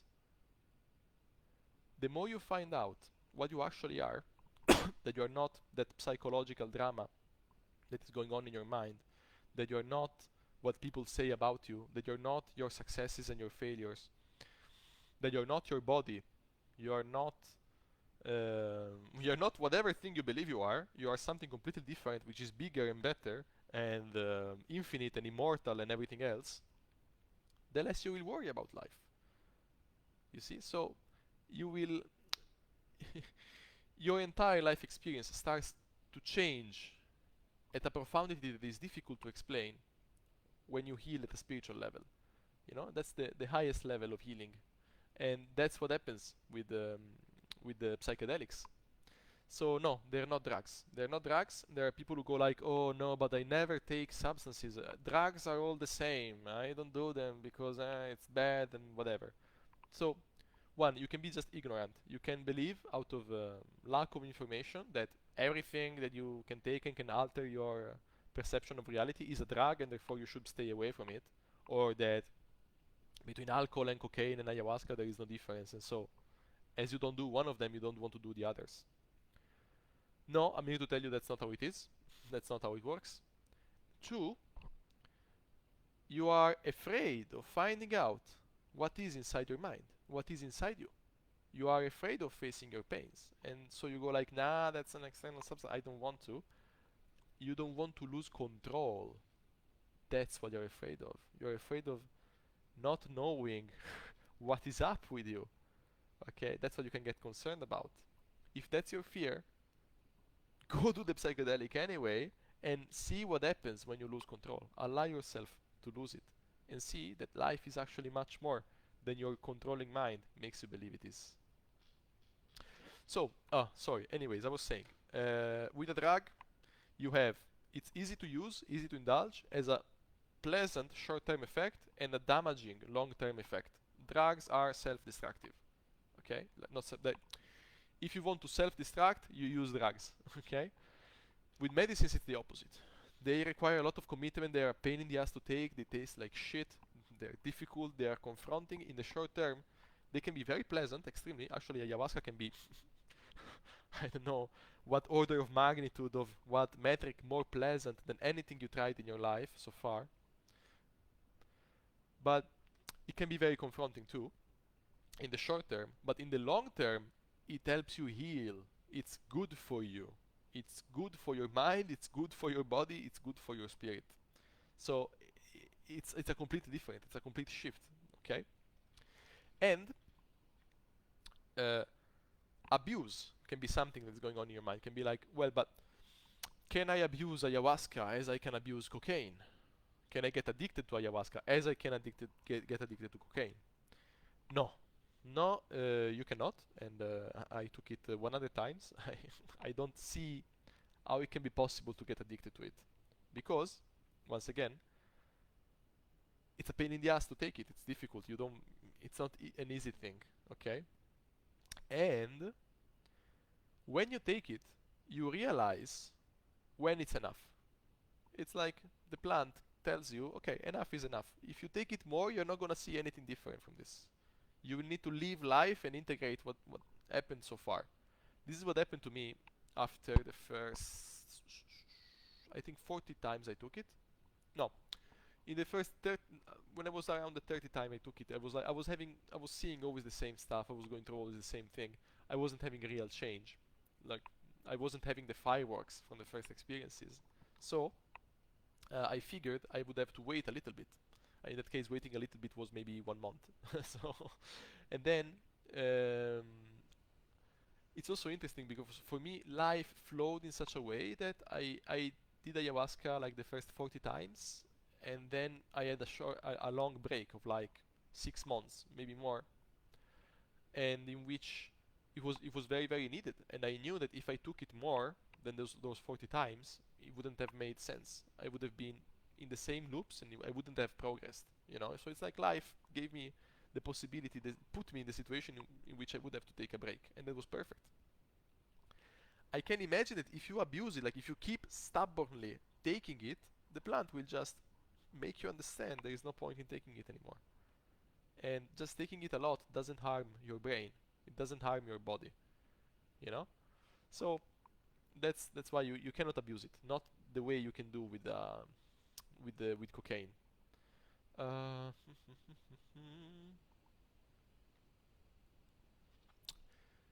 yes. If you ask also if you are concerned about getting sucked in as you may with a drug, it's mostly because also you don't trust yourself. Like, do you trust that you can take the substance, have the experience, and then you decide whether you want to do it or not? You will not be dragged in, you know, called in by some sort of voice in your mind that says, "Do it, do it, do it, do it." Can you trust that's not what is going to happen to you? You know, if you trust that, don't be concerned about getting lost in it. Oh shit, there is so much to talk about still. Yeah, Dave represent. The only one watching the live right now. Okay, I hope some more people will check it out after. Um, but yes, definitely hard work pays off. Then, how can a substance that fundamentally alters your cognition teach you anything about yourself? So, as before, the person who is asking the question is has a certain way of looking at things. And to answer the question, we want to define what is cognition and what is yourself. The short answer to the question, just looking at the content of it, is yes, it can show you processes, sensations, and traumas. It can show you thought patterns that you're normally not aware of. Your normal condition, your normal waking state consciousness in which you're used to be is a habit. You have the habit of being yourself in that normal state of consciousness. So you have the habit of seeing the things you usually see about yourself, and nothing more and nothing less. with a psychedelic, which doesn't have to be an ayahuasca necessarily, you will start seeing what goes on behind, like below the hood. It's like opening the car and looking at the engine and what is going on. So you start seeing what is going on in your subconscious and in your unconscious. As you do that, you will notice stuff you don't normally notice. If you are a very intellectual person, as I believe he who asked the question is, you will get a great deal of benefit even just by having an expanded understanding of who you are and what is going on with you. Just knowing, for example, intellectually, that the reason why you behave in a certain way is because you have a trauma in that situation. Like, for example, if relationships with women go in a certain direction with you and they always end the same way, or the same thing always keeps happening, just knowing that that is related to a trauma with your mother, which you're not normally aware of, that already can give you a lot of benefit. And that's only the tip of the iceberg. Just because you know that, your conscious experience will change. And you may also find out that you have some beliefs about yourself, like about how you are as a man or as a woman, and how men and women are, and that those are ways you have to look at reality. That's not reality. That's just what the story your mind says. Just seeing that is gonna help you a lot, and you're gonna be able to open up to new reasonings and new possibilities, new theories about how reality works, a new outlook on how reality is. Just that can help you a lot, and that's not the juice. That's not the core of what you can get. Let's go a little deeper. Your waking state of consciousness is what you're used to be in, and is not necessarily the only valid one, though. As a society, we agree that this is real. What I see as I'm awake and sharp is real. Everything else is not. So if I'm a bit sleepy and I start seeing things a little more fuzzy, that's not real. You know, the way I see this bottle of water, the way I see it, the only real one, the only proper one, is as I'm seeing it right now, as I'm awake and I didn't take anything else. If I get a little tipsy and I see it a little blurry, that's not how really it is. Or if I'm tired and I also see it a little blurry, no, that's not how it is.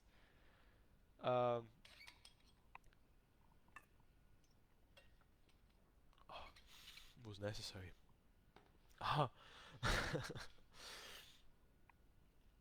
If you're sleeping and you dream about the bottle, that's not the real bottle. That's the dream. The real one is this one that I can touch and I can see in my waking state. But listen, that is a convention. That is a habit. We convened that the only real one is the one I can see now.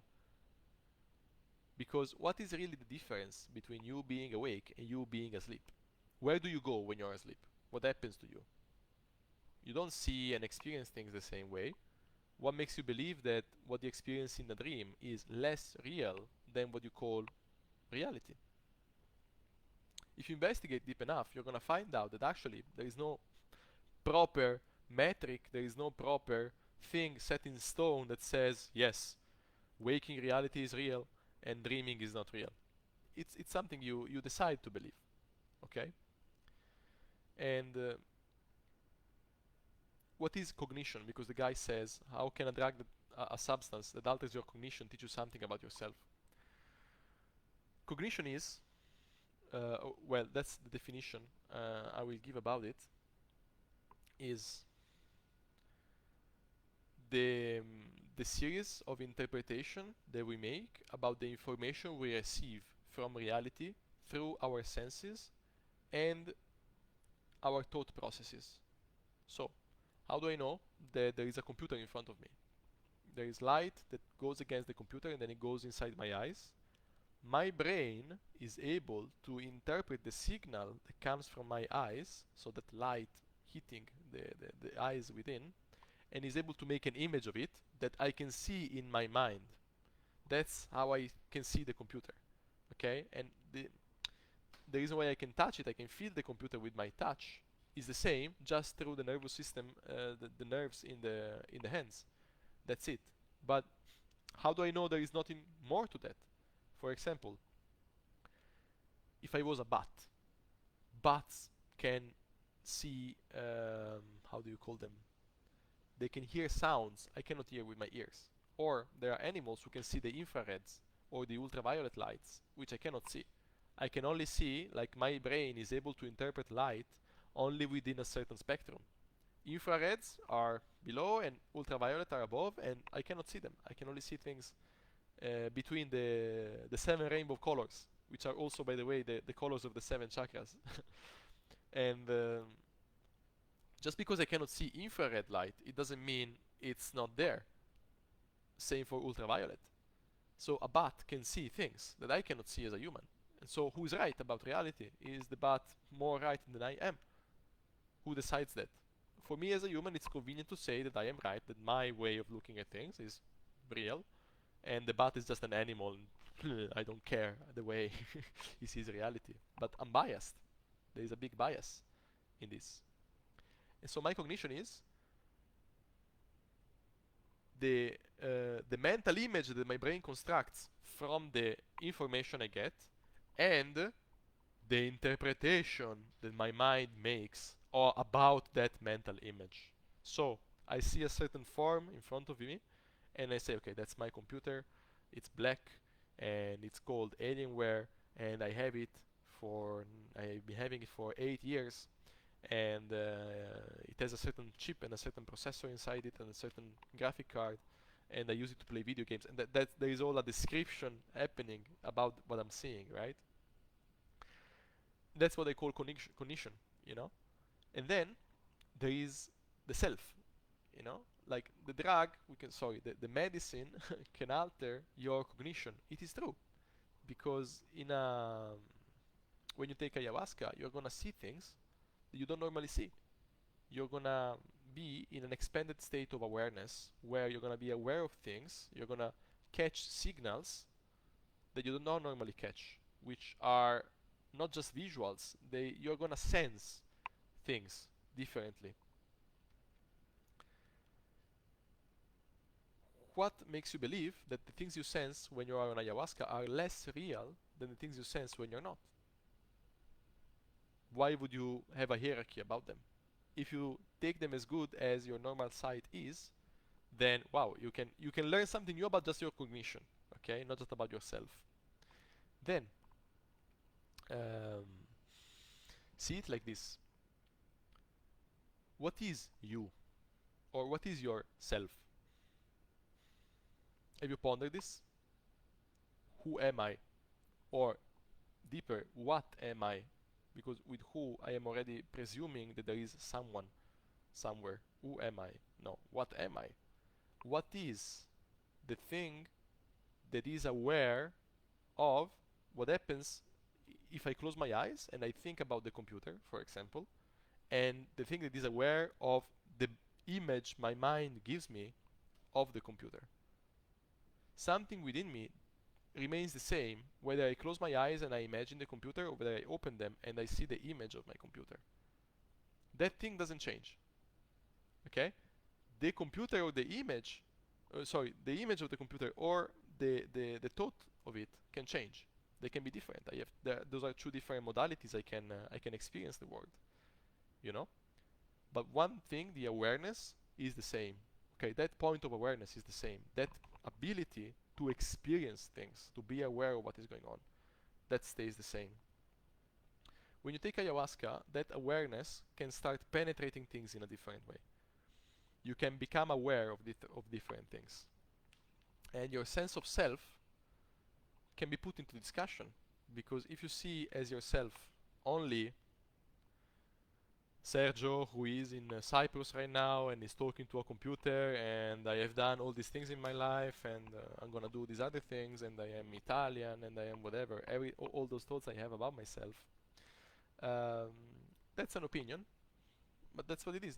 That's an idea I have about myself. Who says that's the only thing? And that opinion I have about myself is closely linked to the cognition, to the way I saw things in my life, and I experienced them, and I interpreted them. Okay, that's the entire story I built about myself, is the sum total of the interpretations I made about the information I received through my cognition. Okay, but the cognition isn't real, isn't true. It's just what I have so far. It's the senses and the mind. The sense of self I have is what I build from the interpretation of that. It's not real. It's not really real. You cannot say that's true in absolute. Okay? The question for you is, what can you sense? What can you say it is true in absolute? What doesn't change? Even if the mind changes, even if the body changes, even if the experience changes, what stays the same? Okay? That is your true self. So, with a medicine, you can get to know your true self. With an expanded cognition, with an expanded awareness, you can notice things you don't normally notice. And that's gonna show you a lot about yourself, because yourself is not just what you think you are. Yourself is a much bigger and deeper thing. So I hope this answered the questions.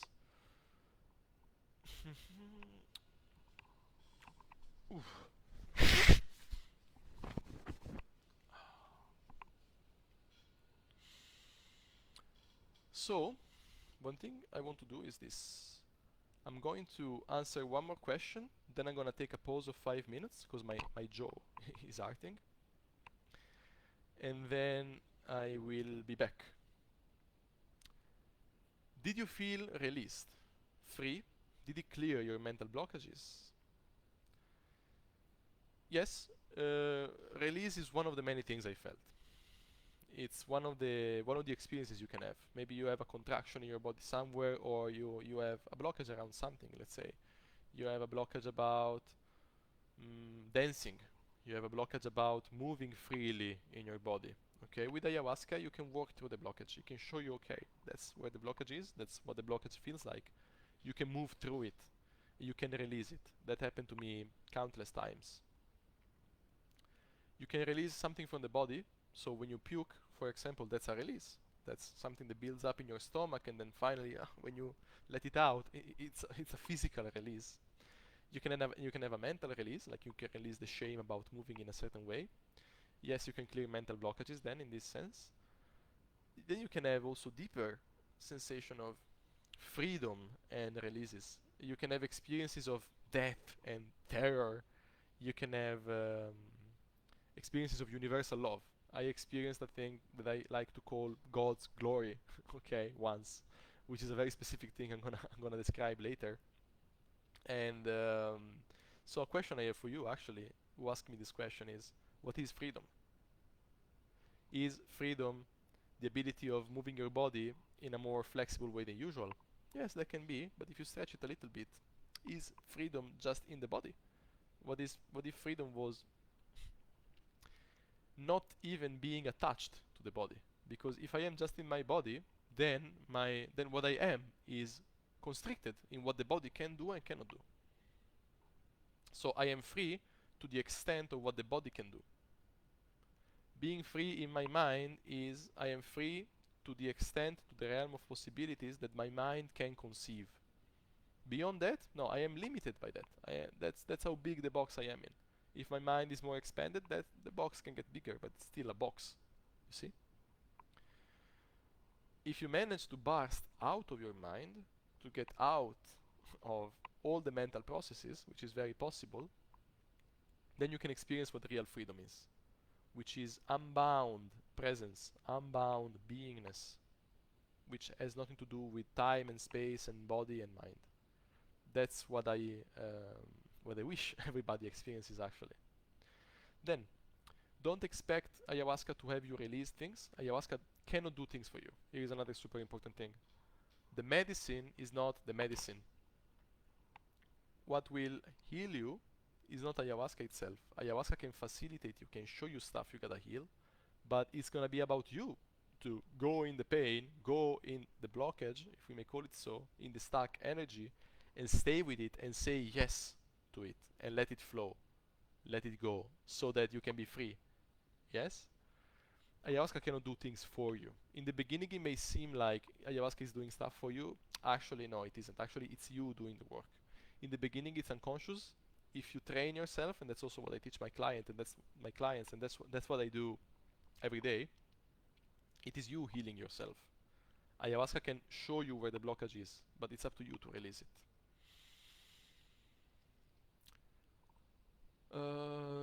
Then then yes, I will take a 5 minutes break. Thank you very much for your questions and for being here, for the 2 people that are here for now.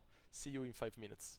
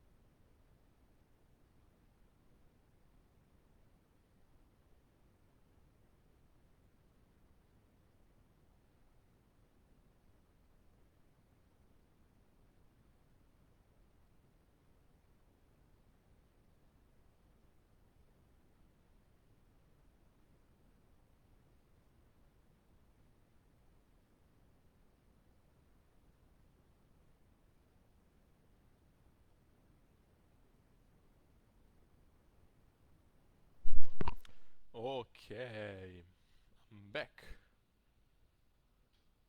Now we go with the more advanced concepts. Let me see if first I can solve the last ones. Okay. Is it dangerous to your body, to your health? No. I believe I already can answer to this, but anyways, it's not dangerous at all to physical health. If anything, it's good. To mental health, it can be dangerous only if you have progressed conditions. I said this already.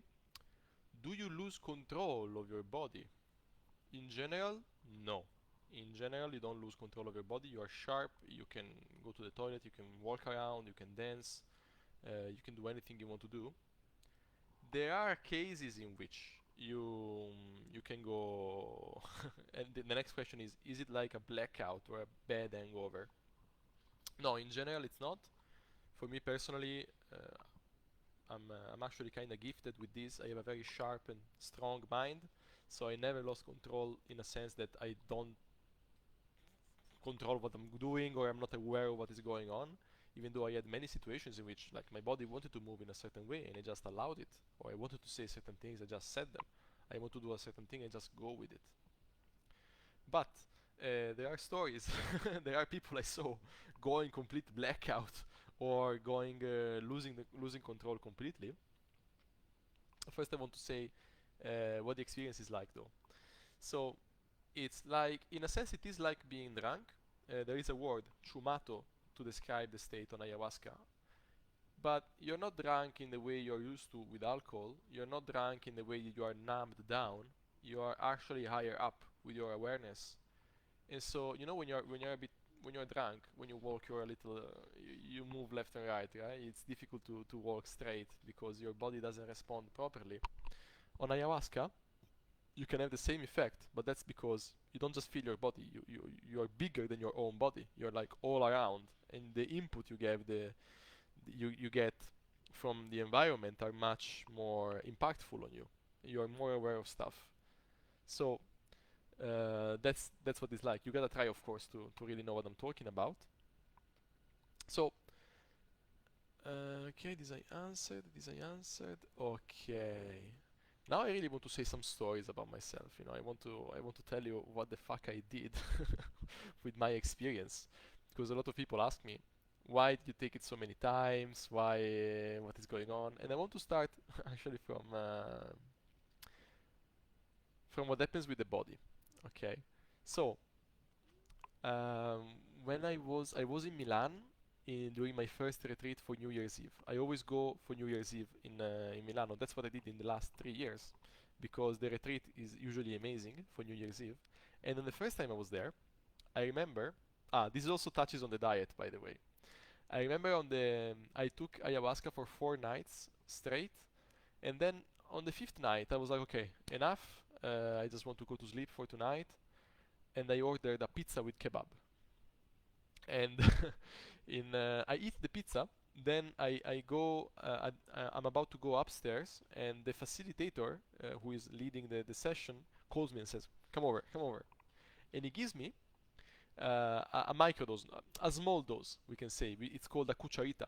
You know, it's a small spoon of ayahuasca, and I drink it, and I get so smashed on it. I get so smashed because what happens is that ayahuasca inhibits the inhibitor of DMT. Inside food, there is DMT. DMT is everywhere. This I forgot to say in the beginning of the live. Shit.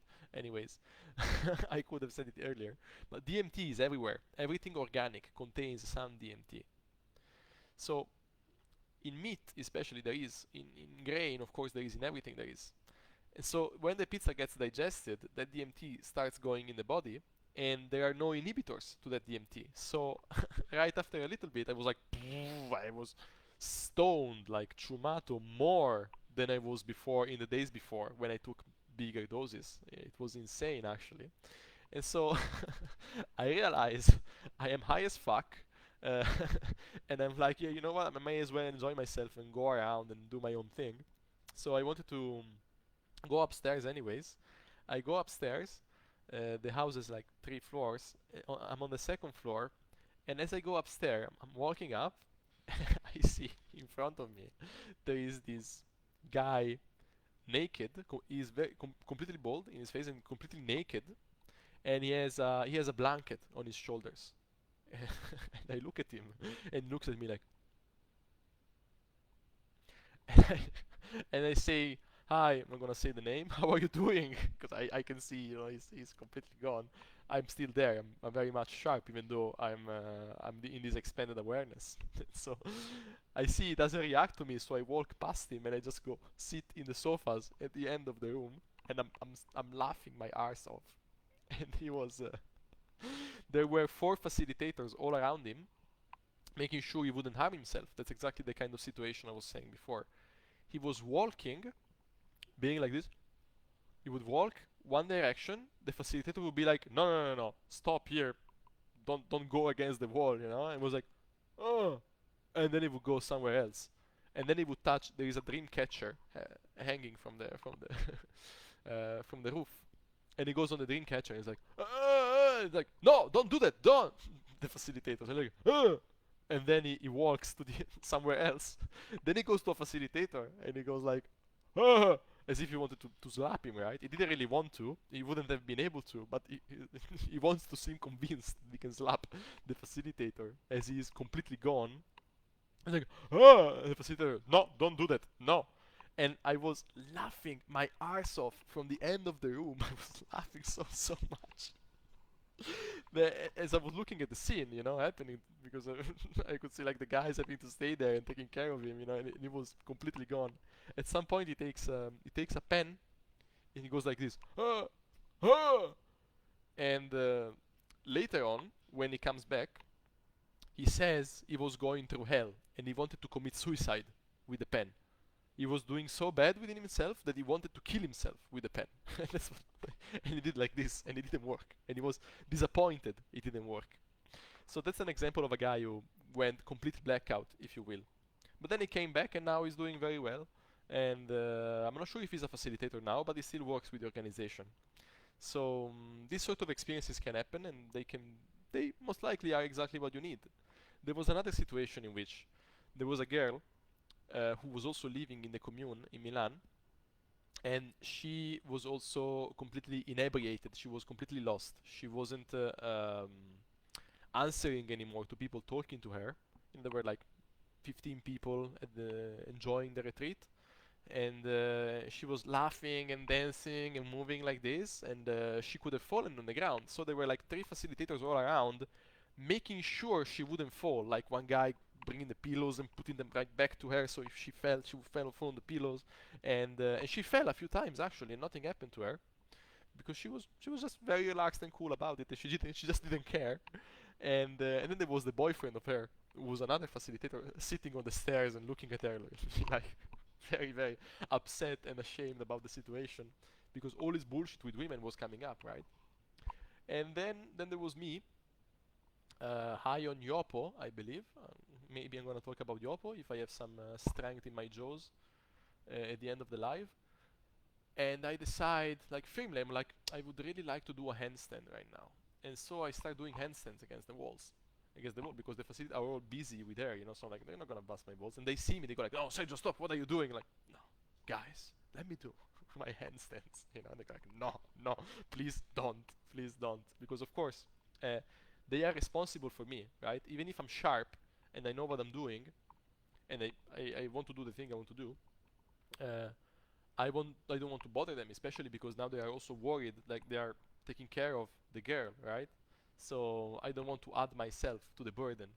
But this is what is these are true experiences I remember from seeing people losing themselves for a while. Then they always came back, and it was always fun and nice. Um, there was on my on the first retreat I did in Milan, there was a guy who was a dancer. He has been a professional dancer at some point, I believe. And in his process during the night of ayahuasca, he was dancing around. Literally, there were like 30 people, and everybody was doing his own thing, and everybody was being very active and moving a lot. So he was dancing beautifully, by the way. Like, as I was looking at him, it was amazing to see him dancing, and he was rolling on the mattresses of other people, and he was going around and taking all the space he could, but he didn't touch anybody. He didn't harm himself. He was doing it so gracefully, and so it was magnificent, really, to look at him do that. He was really releasing something. He was really going through something important, I could tell. It was just amazing to look at him, and nothing bad happened, you know. So what happens during an ayahuasca session? Well, let's go with the direct experience of it. So first I want to answer this message though, and I'm getting, unless you do Iboga, exactly, if you do Iboga you also want to be very careful. Okay, so um, when you take in the beginning of the session, when you just take it, there is the physical sensation of the ayahuasca going down. Then when it starts, usually you want to close your eyes and lay down on the mattress, and you want to cover yourself with the blanket in a way you can stay comfortable. I like to have my eye mask as well with me, always the eye mask with me, because I need it to not distract myself. And in the beginning with the music, I start feeling some movement inside of me, some little lights, some small things start moving, and then over time there is a, well, for me there is a distinct moment in which the energy goes up. There is like a movement happening inside of me that makes me realize, okay, it's starting out, it's gone, it's going, it's game on now. And then the pinta starts. Pinta is a Spanish word that means painting, and it's the name of the the colored visions you can have on ayahuasca. The colored visions on ayahuasca are the most impressive visuals I ever had on any psychedelic, and they are a work of art, really. They are amazing to to witness, and they are all an internal experience. Like, you close your eyes and you see these colored images, which could be of anything. It could be of people, it could be of, I could see gorillas talking, and then I could see tentacles, and then I could see other colored stuff going on. And the thing is that they're also difficult to describe for what they are, and they're very entertaining. They are just amazing, and the feelings in the body are related to those. So I remember one time, and this happened to me many times, I would feel like my body wasn't just the shape of the usual shape my body is, but it was like a series of geometrical shapes put together that would also disentangle and detach from each other, and they were somehow interacting and related to the colors I was seeing around. And the cool thing about the Pinta is that it's in 3D. It's not just an image you see in your mind. You experience it as if it was all around you, as if it envelopes all of you. You know, and it's like everywhere you look, there is some Pinta to see. There are some colors. There is some stuff to see. That's beautiful in its own, and especially the first times you see it, it's very, very impressive. Then, okay. So there is a question that asks, how did my experience evolve over time? This is what I'm answering right now. Where is it? Yes. Okay. So the Pinta, yes, and then after the Pinta, these images start to become less intense, and um, more insights come in, more connection in the psyche come in, more maybe the internal dialogue becomes stronger, the internal monologue becomes stronger. There can be connections between memories made up, and the feeling with ayahuasca is this. Especially the first times I took it, it felt like having this internal teacher showing me things about myself exactly in the way in which I needed to see them to realize what I had to realize. So, you know, each of us has different learning modalities. Some of us are more visuals, other of us are more physical, others need to do something to learn it, others need to teach it, to learn, so on and so forth. And in my case, for example, I remember one way it had to teach me something was by having a dialogue between a me and a professor from my university. That was happening in my mind. As the two voices were speaking, I was understanding stuff happening in the subtext, happening at below, you know? That was like the second time I took it, I remember. So, and that's how I like learning, you know? I hear things, and then my mind does the reasoning and connects the dots, and that's how I learn. For other people, it's a different process, and for everybody, it's very very different. So everything I'm describing you, you're not gonna experience it. You're not gonna experience it the way I did. You may have something similar, some similarities, but it's um, uh, it's always different. It's actually always different, even for the same person taking it every time. So this internal teacher leads you through whatever you have to go through, which can be a mental process, it can be an energetical process, so having internal movements of feelings, of energies. It can be an emotional thing, so I could cry a lot, I would relieve some traumas, I would realize some truths about situations in which I was that I couldn't see otherwise. And in my specific case, especially in the beginning, like in the first 30 to 40 times I took it, I had very deep insights about how the universe actually works, like what reality actually is beyond the appearance. Um, I'm gonna share. First, there was another question I wanted to ask to answer, but I don't remember. Whatever. So, for example, that's also a thing that is important. The first time you take ayahuasca, it's likely you're not gonna have an effect. On the second time, that's when you're gonna start see things happening for real. On the second time I took it, it went so much deeper with respect to the first time. And well, now I want to say the story about the first time. I will go in order, otherwise I'm not able to. Forgive me if I'm going if I'm going a little in circles. So, first time I took it, I arrived at the retreat with my friends. The retreat house is on top of a house, on top of a hill, and we smoked some weed as we're going up because I didn't know anything about not smoking weed or whatever. I arrive, and I have first thing I do is I have munchies with the snacks. So I eat yogurts and biscuits and everything I shouldn't. Everything that was unwise to eat, I ate it. I eat even before paying for the retreat. Then we go down, there is preparation, and during preparation, they offer a medicine called Inwazi. Inwazi is a mix of tobacco and peppermint, I think, something else, I don't know, I don't remember.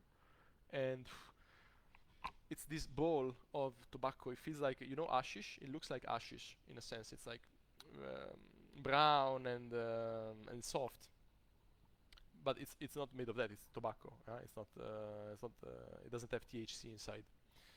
It's put in the gum. It gets melted, and then you're supposed to slowly, very very slowly, ingurgitate the salivation. In the salivation, there is the active principle. You feel the saliva going down, and doing that, the effect it gives you is it brings your mind in a very meditative state. So the correct way to do Inwazi is to put it a little here and slowly, slowly, slowly keeping the saliva in the mouth and slowly drinking it and relaxing more and more and more. And the idea was doing that because it would help receive the ayahuasca better. So I do that. I don't know shit about how to take Inwazi. I put it in. It tastes so bad. It's so difficult to keep it there because it burns. You know, it burns. If you're from Sweden, for example, you have snus. It's like tobacco you put here on the gum, right? Inwazi is like that, but it's pure tobacco without the protection. You know, you just put it here. It burns, and there is a lot of saliva, and I didn't know what to do, so I ingurgitated all of it, and that's like having a grenade, you know, a bomb exploding in my stomach, and I have to puke immediately on my first night before taking ayahuasca, and I feel like shit for the next hour or hour and a half, and I crawl and I lay on the bed on the side of the mattress, and then 1 hour after the facilitator comes and says, Sergio, do you want the ayahuasca? I'm like, okay, let's try. That also tastes like shit. It's so bad. I lay down, and the effect is very mild, but I still have some good insights. I still connect to some sense of love. And one thing I remember clearly was realizing that we as humans, we should all take more care of each other. That's the thing I connected with.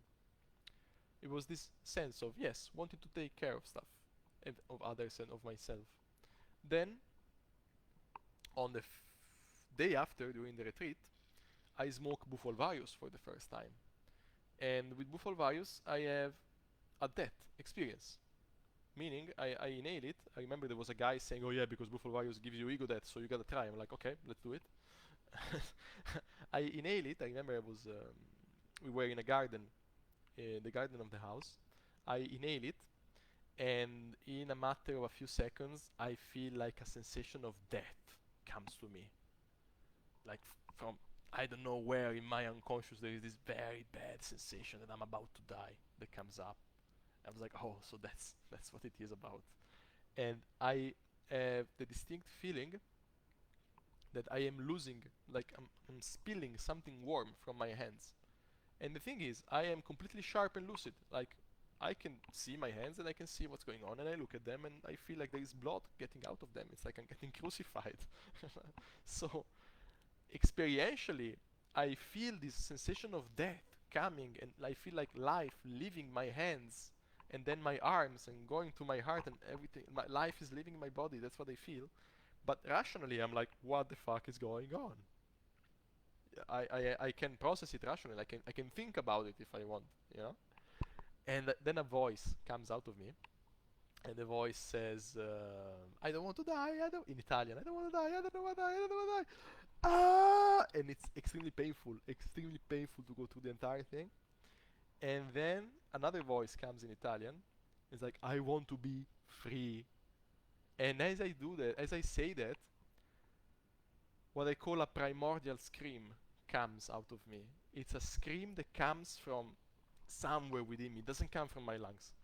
It doesn't come from my belly. It comes. It felt like it was coming from my coccyx, from the bottom of my spine, and from everywhere. Actually, from all around me, from outside my body too. And as I let out this scream, there is this very intense vibration happening through my entire body and happening all around me actually, because I see like my vision gets blurred, and it's as if reality, all of it vibrates with me as I scream. And I open my eyes and like, ah, there is a strange silence going on. And the facilitator tells me, welcome. I'm like, okay, uh-huh. And I grasp, okay, that is what an awakening is like. That's what it feels like, because the thing that was dying wasn't there anymore. I still had some mental masturbation going on. I still had some feelings of, is this it? There is something I'm not quite getting here. But I was in this very distinct place of experiencing things in a more flowing way, and everything looked beautiful. Everything looked amazing, just as it was. I looked at trees, I looked at grass, and everything felt like if I was touching grass, and it felt like I was touching it for the first time in my life. Like I never touched it before. I was experiencing grass for what it is, not for the construct, the idea that my mind has made over time, the memory I have of what touching grass is, but for what it actually is. And I was experiencing life like that for the first time. I had an experience like this before doing the retreat. I was doing the social prime immersion in Warsaw. It was a dating boot camp in which the guys lead me through a process that helps me have an awakening like this without using any substances. And I remember I was going around in Warsaw all high on consciousness and I was seeing trees, and I was seeing they were different. There was this sense of presence, behind them. I could see distinctively with plants and trees instead that with concrete. They felt really alive. Like I could tell trees were alive. And this was the same experience as this in with the bufo alvarius, but stronger, of course, much more intense. And then I went to eat, and the food felt amazing. It was like salad with something else, nothing extremely tasty, but it was an insane experience because I was eating salad for the first time in my life. I was like, oh, wow. Then the night I take ayahuasca on top of the bufo alvarius. Like the bufo alvarius, of course, dies down. I go to sleep, and then in the night I take ayahuasca, and that was amazing because it's like many of the barriers that were active the night before and during the day went away with the bufo alvarius. It's like many of the walls got crushed, at least temporarily. So with ayahuasca, I went much deeper, much deeper. So with me, the way I'm wired, the way I am, I have this capacity, and I have this inclination towards understanding of things, toward knowing how things work. And this thing of the inner teacher I was saying before was helping me draw connections between how reality functions. And so some of these are very in reality there is a very fundamental movement happening. You can see it with your breath. There is an inhalation and an exhalation. There is an expansion and a contraction. In music there is sound and silence. Even in speech there is sound and silence. In existence itself there is sound and then there is silence. They call it Shiva Shakti, you know. I wasn't aware of what Shiva Shakti was back then, but I could see this. There is masculine and feminine. In politics there is conservatism and then there is progressivism. You know, there is like going forward and then going back a little. It's a movement that permeates all of reality. And there is this fractal of this movement going on, and that's what reality is. It's a massive fractal, meaning it's a thing that does the same, so the breathing going up and down, at any level at which you look at it, at any dimension at which you look at it. So if you look at it at microscopical or you look at it at the universal scale, it's the same thing that is going on, really. And then I had the realization also that what actually fills the empty space is love. And love as an energy, love as a spiritual thing, you know, not the love you have for your dog or for your girlfriend. That's also love, yeah. But the highest kind of love is what actually fills all the universe, and it's the engine and the fuel of all the movement. That's why we breathe, out of love. That's why the universe is doing everything is doing, out of love. And then I remember I had many more of these insights. I had the insight that what I called back then my ego, so the part of me, like the function of the mind that prevented me from seeing things as they are, was like my my retarded Siamese brother sitting with his head here over me and wanting to control stuff and wanting to impose his interpretation on things without really knowing what was going on. And at some point I remember it's time to puke. I remember I also went through something negative, right, during the night, like lots of traumas and some other shit that came up.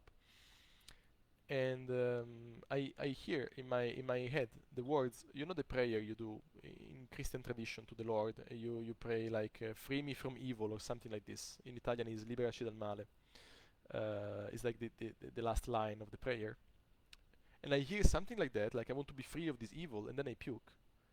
And then my best friend who was taking the ayahuasca with me pats me on the back and is like, did you become free of evil? Like, ti sei liberato dal male? He says. Like, what the fuck?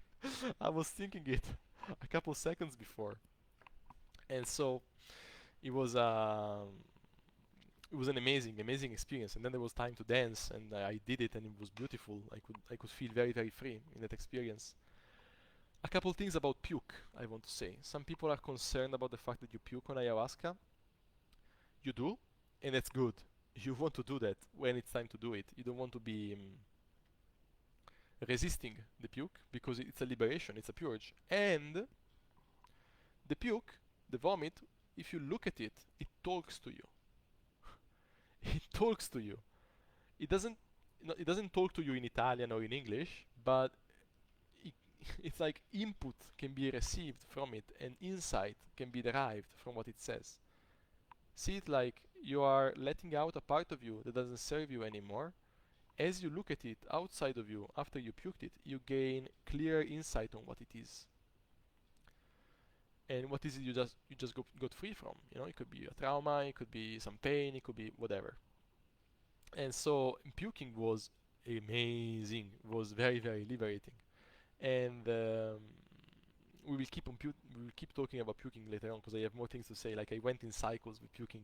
At some point I was puking all the time. After I think the 15th time I took ayahuasca, I couldn't hold the puke anymore, and facilitators were mocking me because I couldn't hold it. And now instead, and I would also feel guilty that I take ayahuasca, I pay for it, and then I puke it immediately, and so I wasted the night. Oh my god, what a piece of shit I am. Now instead I don't puke anymore. Like probably in the last 50 times I took it, in the last 40 times I took it, I probably puked 5 times. It happens very, very rarely nowadays. And if you don't, well, the thing is, it's not up to you, okay? It's like if ayahuasca wants to be puked, especially in the beginning, you puke it, and you feel it's the right thing to do, and you're gonna have the right space and the right energy and the right whatever to do it properly. Okay, it's extremely rare that somebody pukes out of the bucket. It's like ayahuasca knows how to give you the input to puke properly, so don't be concerned about it. If it comes, it comes. If it doesn't, it doesn't. But also, if you hold it, of course, the ayahuasca keeps working deeper, so the high can get a little different. You keep having the pain in the stomach, and that's part of the game. But let's say a deeper cleansing happens, so you can stay high for longer, essentially, and more. It can be a slightly different experience. It is said also that there is like the pinta, then there is the moment, the processing time, then you puke. That's when the processing, we can call it, is finished, and then after you puke, that's when the actual toma, that the actual situation, the actual experience starts, and that's when you can move around, and or you can go back in yourself again without the the thing you had to digest blocking you anymore. You feel very free. You feel more at ease for sure. Then another important thing I want to say. This is also how my experience is evolving. I'm gonna say about a lot about this. Let me see how long I've been talking. 2 hours and 20 minutes. Shit. So I remember then I took ayahuasca 1 month after this first retreat, and I remember the third time I took it, something relatively negative happened in my life. Let's say a girl I really liked told me that she didn't want to see me anymore, and I was smashed. Inside I was completely broken. Not completely, but I was suffering a lot. And so, and then I'm with this friend of mine on this. We go on this retreat together, and on the third night, I am devastated. I am suffering a lot. I feel like screaming, and I feel like it's very unpleasant to go through the entire thing. And a bunch of synchronicities happen as well. And I had my entire, my entire process with the negativity. Then the day after, oh, here's where we start talking about more advanced stuff. The day after, ayahuasca flows like when I drink it, it flows like mineral water. It's super easy to drink. It's so nice. I couldn't believe it myself. And for the entire retreat, for the second retreat, I was thinking, did I do the right thing? Coming here, I spent 500 more euros. Oh my god, I don't know if I have the money. No, no, no, no, no. I could feel everything was fine. I could feel this very strong vibration um, in my head and all around my head, and I was reassured by it. I could feel it was a good idea to go there. So on my second night of my second retreat, I have the usual process, with the pinta and everything. Then at some point, I feel like nothing useful is happening with me laying down on the mattress. I feel like I want to stand and I want to shake. Now, shaking, trembling, actually, not shaking, but trembling, is a way of releasing traumas. I was using it to release traumas from the body in the months before. So I do that. Then I walk around a little, and there is this very big window with a view on a plant outside. I look at the plant, and the plant has very big leaves, and the shape of the leaves reminds me the shape of a face. Actually, it looks like a face. It's like a face of a guy, like with very big eyebrows and eyes and mouth. It's going like this. I look at it, and it's like the plant is telling me to scream. Like, what? No. It's like, yes, you gotta scream. I have a sense that I have to scream. I scream, and this I didn't know it would have happened. The same scream of the bufo alvarius of the retreat of 1 month before comes up. The same primordial vibrational scream that happens with the entirety of my body. I do it, I let myself do it, and as I come back, I realize I am not the same thing I was before. I realize, that not immediately, I notice something changed. There are people mocking me around by the way, like going like, what the fuck are you screaming about? Fuck off, Because everybody else is doing his own process there. They're going through their own things. And then I go back sitting down and I look at my hands and I'm like, where am I? How did I end up here?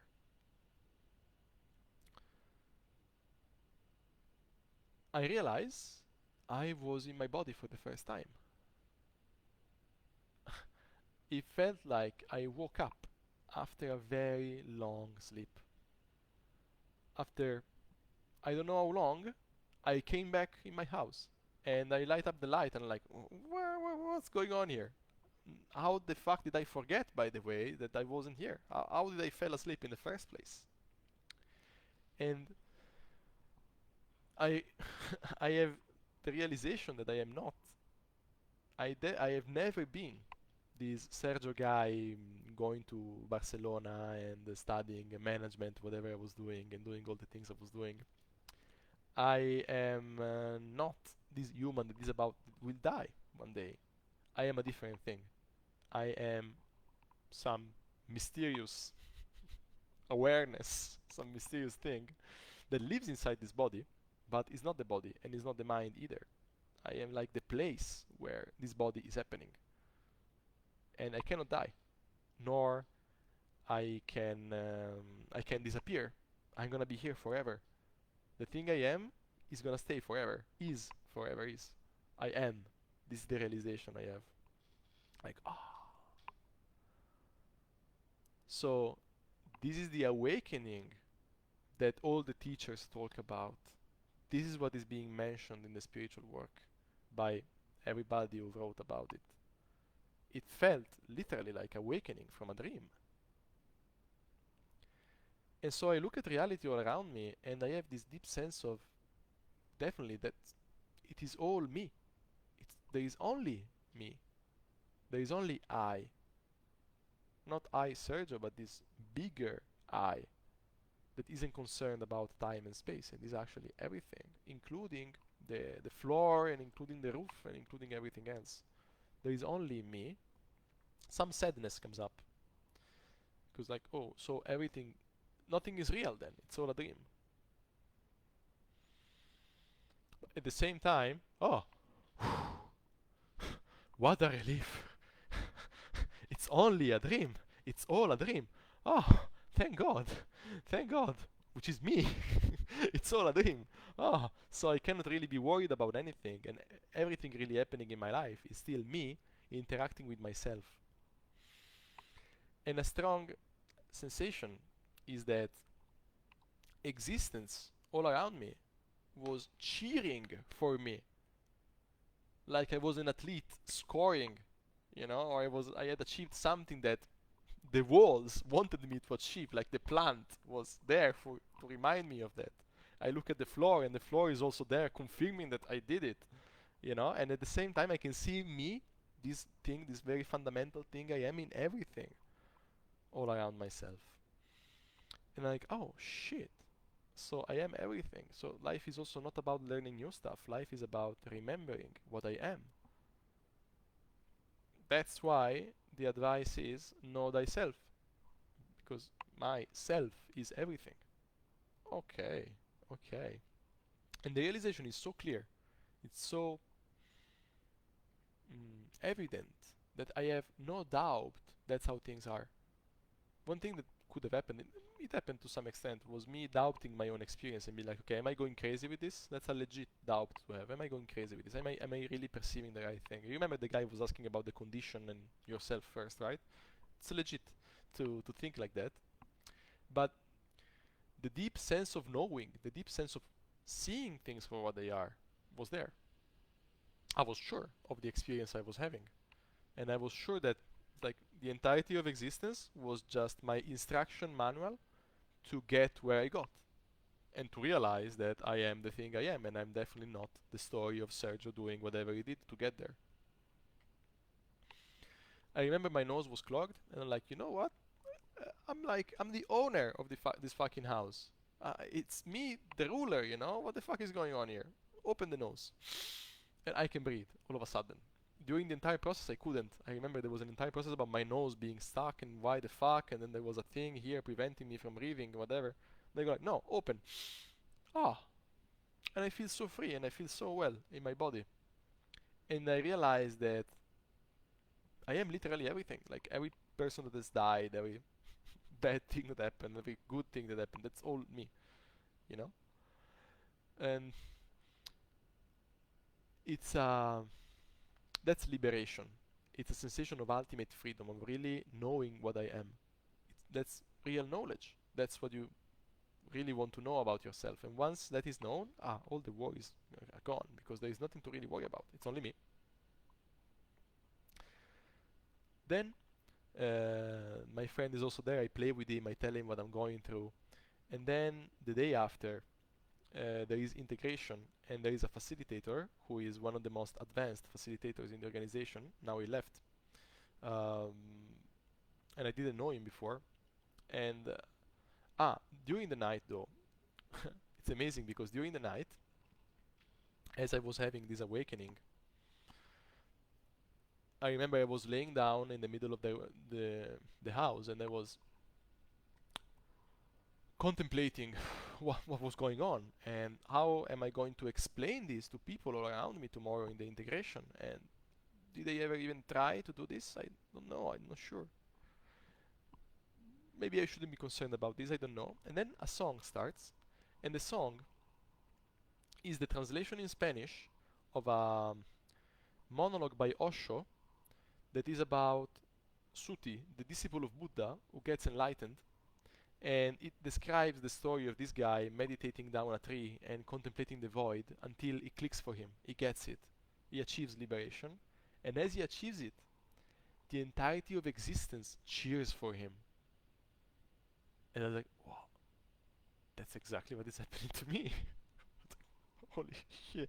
It was amazing. It was perfectly synchronous. It fell into place perfectly, perfectly.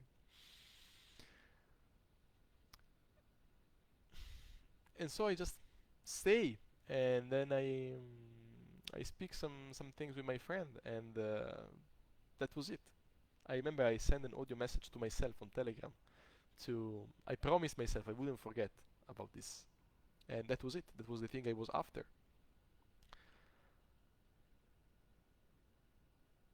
A few months before, when I learned about enlightenment for the first time, I read the book The Power of Now by Eckhart Tolle, and then I read other books. One is Spiritual Enlightenment, The Damnest Thing. I remember I wrote on my journal, I want to awaken in 6 months. And then I even lost that journal now. And it happened. I had this experience, maybe 8 months after. Slight delay, but still. And it was just amazing. And then the day after, here's another question I want to answer with this experience. Someone asked me, is it true that there are certain images and certain things that you see in ayahuasca that are the same for everyone and that have some shamanic meaning behind? So with a friend I went to the retreat. I took mushrooms a few weeks before, and as we were high on mushroom, we were watching Jordan Peterson. We watched a random video of Jordan Peterson on YouTube, and he was talking about ayahuasca, and he was saying that many different people report seeing the same image of a very big tree that goes from earth to heaven, and there are like clouds in the middle, and it connects heaven to earth. And so many people between the Indios and other people saw it. So we see the video if we forget about it. Then the day after my awakening, the integration to do is to draw the experience we had. And I do my drawing, and my drawing is like me with like all the signs saying, remember who you are. That's the experience I had. And then next to me and my friend, there is a woman who draws exactly the thing we saw in the video of Jordan Peterson. So we show the pictures, we show the drawing, and we're like, holy shit, Jordan Peterson. And we're like, what? So, to answer this question in a way, yes. There are images that are the same for everyone. It's like there is this collective unconscious that gets seen by everyone who accesses it. This is what you can see during ayahuasca. Now, back to the awakening.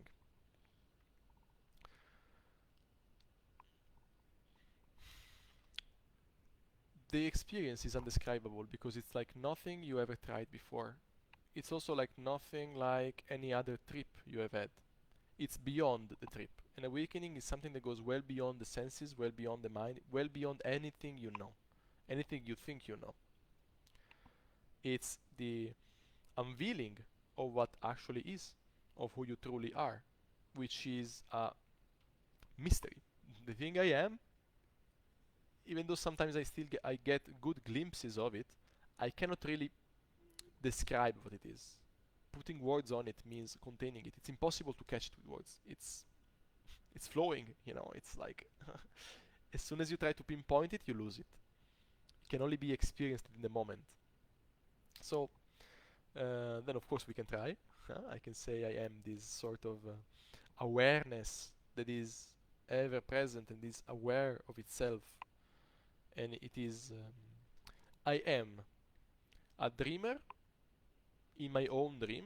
You know, in a lucid dream you can wake up in the dream and know that you're dreaming. That's what the reality is. I am a dreamer in the dream, and I am awake inside the dream. The experience feels like, until then, it's like I was playing a video game. I'm still playing the video game, right? Like life is a video game. See it like this. And until then, I was the character. With that experience, the tutorial of the video game was finished, and I realized I am the player with the joypad in my hands, and I'm actually seeing the character moving around and doing things. And so everything that happened to the character doesn't really concern me, because that's not what I actually am. I can be concerned about it. I can play the game being, you know, devoted to it and dedicated to it, but ultimately I don't really mind what happens. You know, I don't really care, which which is a new sense of freedom. You know. How else? How else can I go? I think I will go deeper in this later on, because okay. Have you seen the movie Memento, where there is the guy who has tattoos? It's a beautiful movie by Christopher Nolan. There is a guy who loses his memory continuously, and he has tattoos all over his arms, and he writes down things because he forgets. So everything he does, he writes it down, and he has cues about who he is and what he has to do, written everywhere and all around in the room. And that's what awakening feels like. It's like, shit, I forgot again. I forgot again the thing I am. And the cues are literally everywhere. In every single atom, every single every single small piece of consciousness that makes up reality, that's where the cue about who you are really is. And still, I don't know what the fuck I actually am. It cannot be described. So it's a mystery. I am a mysterious thing that is eternal, and I don't know what else to say about it. So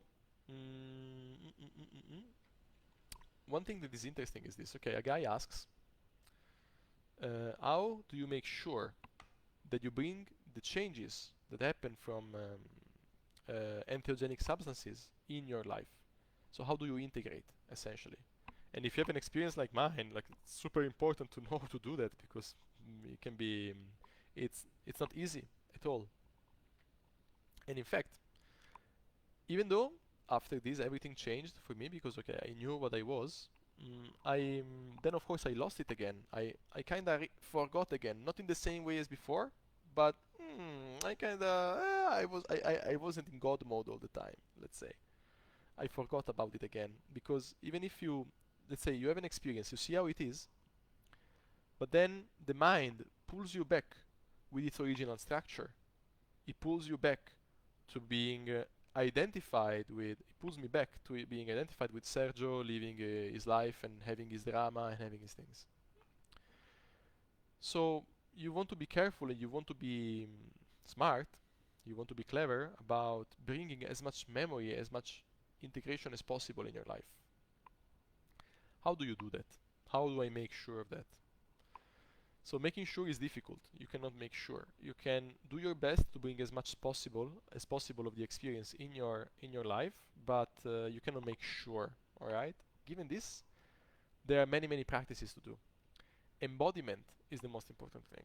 So a thing that can happen with mystical experiences, like this is what is called a mystical experience. Why? Mystical is something that has to do with the mystery. Okay. In this experience, I had become very aware that I am mystery. I am something that is not describable by any words. It's impossible to realize what the fuck it is, and yet it is. So, if you have a mystical experience, which is different from having a like from having a trip. You can have hundreds of trips and never have a mystical experience, or you can have a mystical experience without taking anything. Okay, the first one I had was in Warsaw without taking anything, for example. Um, you want to be sure of how well you feel. What does it feel like to be in that state? And when you wake up the morning after, how do you feel? I remember I was looking at my hands to be sure that they were not existing anymore. You know, they were not real, that they were not, or that they were more bright, and there was the presence to them, you know. And I could tell something changed in the way in which I see things, but I couldn't. It wasn't the same as, of course, as I just awakened. Like I fell back in the structure, if you will. So the question to ask is, how am I feeling? What am I feeling? How am I feeling in my body? Embodiment is the key to integration. Something is really integrated in your life when it's in your body, when it's incorporated in every single cell, every single thing you do. So if I wake up in the morning, I can have the best mystical experiences ever, as it happened to me, because this was like the second or the third out of a long series. I had, what, 15 more awakenings after this one.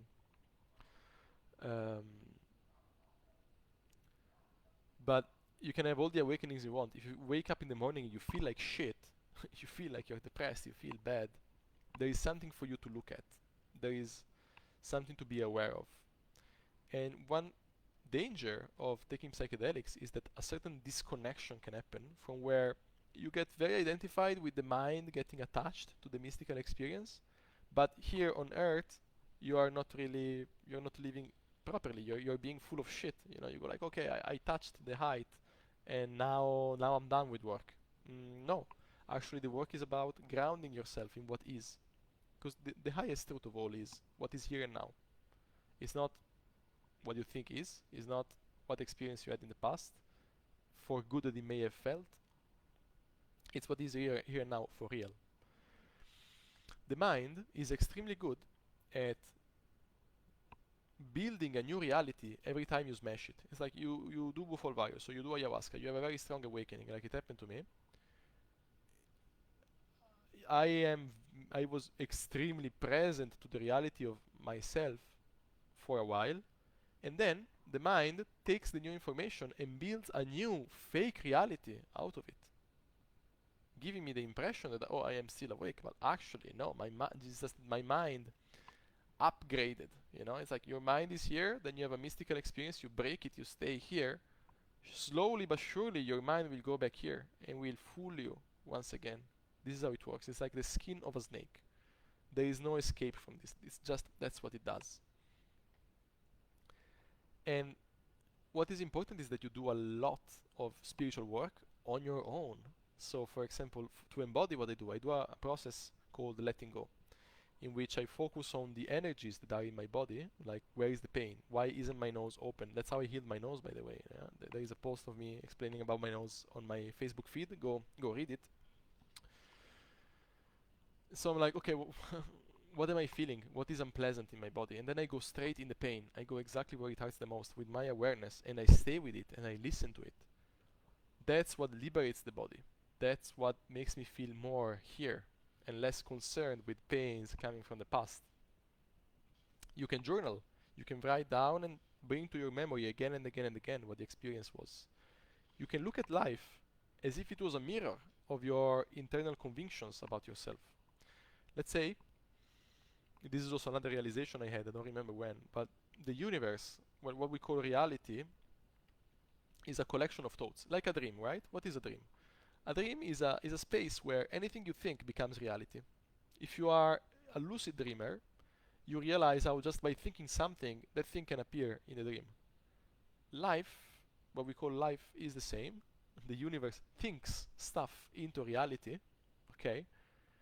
But they feel real to us because we're sleeping, we're in a dream, we believe the dream. If you get awake in the dream, it's not that things disappear, but you see them for what they are. They are a thought. They are something that is there and it's beautiful and it's real, but also not. So,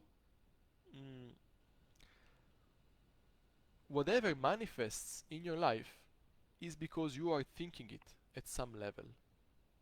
So what happens in your life? Is there prosperity and abundance and love? Are you living the life you want to live from the core, from the deep being of who you are? Are you having the experience you really want to have? Or are you stressed? Are you angry? Are you resentful and guilty and ashamed of stuff? Then if you're not living the life you want to live, if you're having unpleasant experiences all the time, most likely, even if you had mystical experiences, as it was in my case, you are, and I was not arrived. I was not enlightened yet. Even if you're awake and you realize what reality is, staying there is a different job. It's a different thing. That's really the start, right? So, what am I thinking in my unconscious that brings me the negative experiences I'm having? Is life giving me shit somehow? If it's giving me shit, that's because that's what I'm thinking. So I want to go into that shit and see what the thoughts are and release them.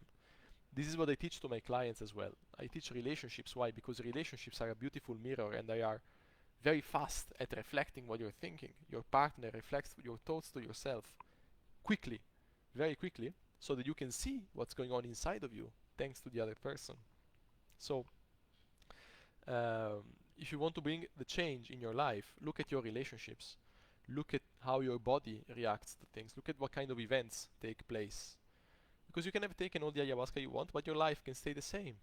Then you haven't done the work for real. You're fooling yourself. A good question to ask yourself is, am I at peace with what is? Or is there conflict within me? Something happens. How do I react to it? Am I okay with whatever is? Am I opposing the flow of life, or am I going with it? Every time you see that your experience is not flowing, it means there is some resistance within you. There is something that needs your attention. There is something that you need to heal, something you need to look at. And it doesn't matter how high in consciousness you get until you go see that pain, until you go release that, you will forever be trapped in it. You will forever be dragged down, by your ego. We can call it by your mind structure. So the work of destroying the structure is the work of healing, is the work of destroying the resistances, the pains that make up the structure.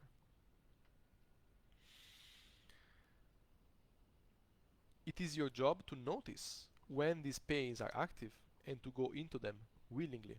That's what I do all the time. That's what I do every single day. As you do that, as you release the pains, as you release these stuck emotions and energies, you will naturally get back to a higher state of consciousness. And now it will be sustainable, because it's like you have a certain baseline and this is your daily life experience. You go up and down, you get mildly happy and then you get mildly sad, whatever it is.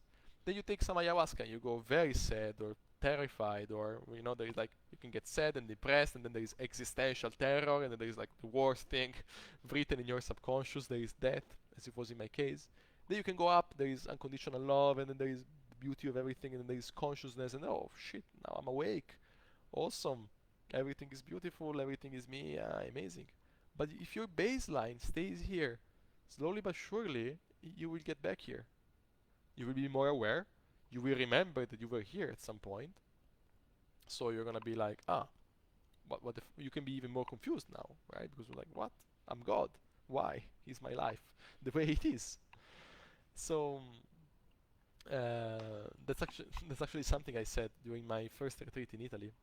There was the same facilitator I met in Spain on my second retreat when I had this awakening, and I told to him, I know I'm God, yet my nose doesn't work, yet my feet sweat because I have hyperhidrosis, yet all these things in my life don't work. What's up? What's up? And he said,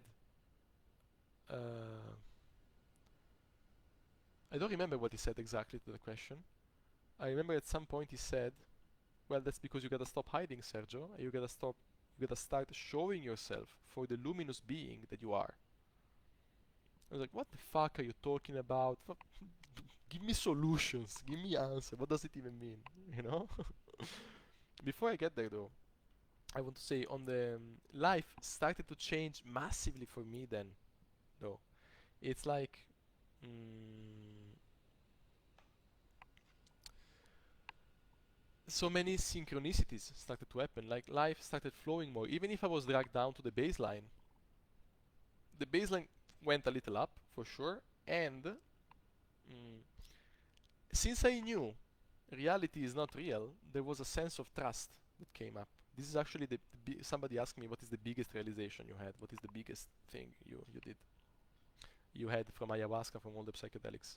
This is it. It's awakening. You know, it's the realization to the truth of who I am, of what I am. What was I saying? I forgot. I lost myself. So I was studying in Barcelona. I was doing my second year of studies of my master degree. And to graduate, I needed an internship before September. It was May, and I was supposedly I was going to work for the same company of coaches who helped me achieve my first awakening. And they tell me at the end of May, you're fired, because they weren't doing what I was telling them to do. I was working on their Instagram and their YouTube, and I was telling them do this and do that. They weren't doing it. They were going through their whole mess. And at some point, the head coach gets paranoid about money. They don't want to pay me anymore, and they cannot afford me anymore, and so I'm fired. And so my idea of doing the internship with them crumbled completely. I would have loved to do that, but it doesn't happen. It doesn't happen, and the end of May is it's too late to find an internship. It's difficult to find it, and I gotta find it outside of Spain, and so a mess. And I didn't search for anything because I took for granted that I had the internship with them. So I remember I was maybe I'm fucked, but also nah, I'm sure everything is fine. Everything is okay. Somehow, I don't know how. In theory, I'm fucked, but I don't know how. I don't know how I'm gonna get out of this. But I don't worry. I don't scramble to look for a new internship. I don't react to the situation. I just let it be. The evening I go to a dinner from a course of my university. I talk to people, and even there I say to people, yeah, I got fired today. That's what happened to me. How are you, Sergio? I got fired. I'm fine, I'm okay, I'm actually good. Uh, the day after, I receive a message from one of the facilitators at the retreat in Barcelona, and she says that Alberto Varela, the founder of Inner Master, is getting there to talk with the people who would like to become part of the organization. Like, okay, could be interesting because I like the retreat. It would be interesting to meet the guy himself. There is a lot of people talking shit about him on the internet. If you look for his name, you're gonna see articles that say that he's not as trustworthy as you may think or whatever. My father even sent me informations about him because he knew I was going to his retreats, even though I never met him before. And there is discount on ayahuasca. And one of my biggest concerns back then was money, because I was feeling a little guilty. I was spending the little money I thought I had on ayahuasca, even though I had an awakening the previous time. So I was like, well, how bad can it be? So I go to third retreat the day, no, 2 days after I get fired, and there they tell me Inner Mastery supports you with everything you want to do. And if you want, you can go work in Milan, which would have been perfect for me because I needed the internship outside of Spain. I would work in Italian, and I would do Instagram and YouTube, which is something I was already doing for the other company. So I already had some competence. And so it's perfect. It's perfect. I get paid in drugs, in medicines, we can say. And I was asking the universe for an internship, for a job that would have given me the possibility of deepen my spiritual process and, you know, do more of the thing I was getting so excited about back then. Get to know more of myself. And guess what? The perfect situation happened, for which I went to live in this house where I took ayahuasca 30 more times until the New Year's Eve. And it was such a transformational experience. It cannot be described. It cannot be described with words. So this is what changes long term. some people ask me, what is the biggest experience and what lasting effects did it have? This is another question I get. Well, that's a lasting effect. I trust life more than I thought it was possible, more than my rationality would ever conceive, because um, I just know it's always me. It cannot be bad. It's always me. I love myself. Why would I do something bad to myself? Why would I? The only reason why I would do something apparently bad to myself would be for the greater good of myself. Because it's useful, because it's good. So everything that comes to me through life, even if I have my resistances and my anger issues and my things, and I have my dialogue with my monologue with God, in which I blast it and curse it and offend it all the time, because I'm Italian. So it's not that I'm Italian, but I grew up in Italy and I picked up this habit of cursing God. Even it's called bestemmie. If you've ever been to Italy, you may hear them. We like calling God names. Um, Even though that's all something I go through, in the background I always know everything is fine. Everything is fine. So I can take risks. I can dare to do things I wouldn't have not dared before, because I know I'm the player of the video game. I'm not the character. You know. This is almost 3 hours of live. Okay. So, how do you make sure? Lot of journaling, lot of meditation. Life will confirm you if you're doing good. You will get cues about, like, people will say random stuff that seemingly random things that will click for you. You'll be like, okay, I'm doing the right thing.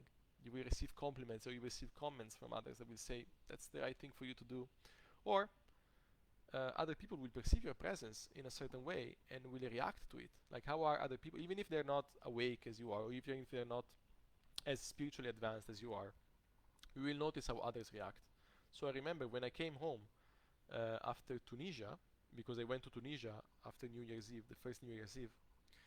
I was at home and the pandemic started, and I was at home with my mother and my sister. They weren't treating me as an enlightened being. They weren't worshipping me, the way I expected them to. I was like, what the fuck? I am beyond myself. Why are you complaining that I do the things I usually do? You know? Well, because even if my consciousness had been to certain peaks, my psychological structure was still holding on to all the old pain and all the old bullshit. And so the pandemic time I had in my place in Italy, and my home in Italy, was perfect for me to heal the relationship with my mother, especially. To say to her all the things I couldn't say, couldn't say until then, to go through all the pains and all the emotions I had suppressed for her, to really see her for what she is and not for my mother, the voice of my mother in my head holding me back. Um, Another way to make sure you integrate the experience is to always be brutally honest about what is in your experience. The only thing that really exists is what is here and now. So what is now? Is now the highest realization of the self, unconditional love and joy and whatever, or is your mother busting your balls because you made a comment about what you saw in television she didn't like? That's if your mother busting your balls is what is, that's what you gotta be aware of. That's what you gotta respond to. That's what you gotta be with, and you want to respond to it in the most honest way possible. You don't want to lie about it. You want to pretend you're above it. You want to be on the fucking earth, on the fucking ground. Eh? The way you ground yourself, that's what really tells about your spiritual progress. And that's the most difficult thing. It's very easy to believe that you have achieved something, but if you don't bring it on earth, it's almost worthless. Almost worthless. It can also be true. It can be a true experience. So many for me happened, but if they don't manifest in daily life, it's like not having them, and that can create confusion. Actually, there are people who go psychotic after they have some awakenings. They go crazy because they go like, "Wow, reality doesn't exist, and I am everything," and at the same time, they have to go about their daily business, and the normal life things happen to them, and of course, that can create a massive dissonance, especially if you're not trained to stay with it, and your mind is not stable enough. And that's one of my greatest gifts, I believe, is my super stable mind, which can be very controlling and very rational and very intellectualizing and everything, but I love it. I love it because it's very stable and it's very grounded. That's what I love about my mind. I love you, mind. Thank you for allowing me to go through all this. So, other thing to do to make sure your progress stays with you is to take other psychedelics even. That's another thing you can do, because different psychedelics can hit different spots within you. I remember during the pandemic, I couldn't go to the retreats anymore. I couldn't take ayahuasca anymore. I didn't know what would have happened even to the retreat place. So I started growing mushrooms, and mushrooms got inside me in places that ayahuasca didn't touch. And I was like, oh, I discovered a new amount of shit, a mountain of shit that I hadn't seen until then, and I couldn't see until then. Notwithstanding the fact I took ayahuasca 40 times. That's why I say people take ayahuasca twice and they go like, oh yeah, I understood everything. No, no. Even after 40 times I was taking mushrooms and be like, I still have so much work to do. So much work to do. So, mm, mm, mm, mm, mm.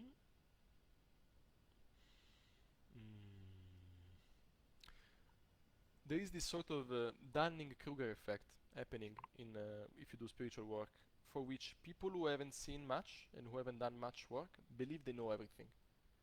The less work you have done on yourself, the more you think you got it.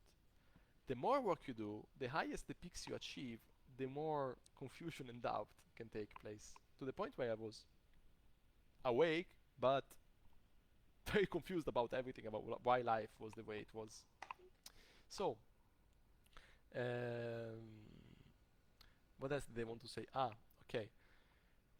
About the best experiences I ever had, the best experience I ever had. Let's go deeper on this awakening thing. So I go do my internship in Milan, and there is this facilitator from Barcelona again. I meet him again on this retreat. The first retreat in my life that lasts for 4 days. It's a school retreat where facilitators train themselves to become facilitators, and I participate. I start learning myself how it works. And there I have 3 back-to-back awakenings in a row. One on the second night, one on the third night, and one on the fourth night. And it's like I go deeper on the experience I had on my second retreat. And deeper and also different. But so remember the guy told me, you gotta show yourself for the bright being that you are. What are you talking about? Motherfucker, my nose doesn't work. And I remember one night, it was the third night I believe, I am awake as fuck, and I'm also high as fuck. Like, the experience is the following. I am the space in which high surge is happening. And I go to the toilet and I take a shit. And I bring my Kindle with me to read. And I start reading the Book of the Tao by Lao Tzu. You probably know it, if you do some spiritual work. I read the Book of the Tao, and the cover of the Book of the Tao is this old Chinese guy, supposedly Lao Tzu. This old Chinese guy with this amazing Chinese robes and these garments, and he's dressed so cool and nice. And I look at him and I'm like, okay, he's dressed very well. And then behind him, there is the halo of light that you usually see in saints. You see in saints in Christianity, but also in Hinduism they use it. Apparently Chinese people use them as well. I look at him and I'm like, but what if Lao Tzu is not the guy, because I am not Sergio the guy. What if Lao Tzu is the light behind his head? And then, what if I am the... And I have this massive realization, like, oh, so that's what the fuck I actually am. I am light. Ah, that's why it's called enlightenment. Ah, and I have my moment as I'm looking around in the toilet.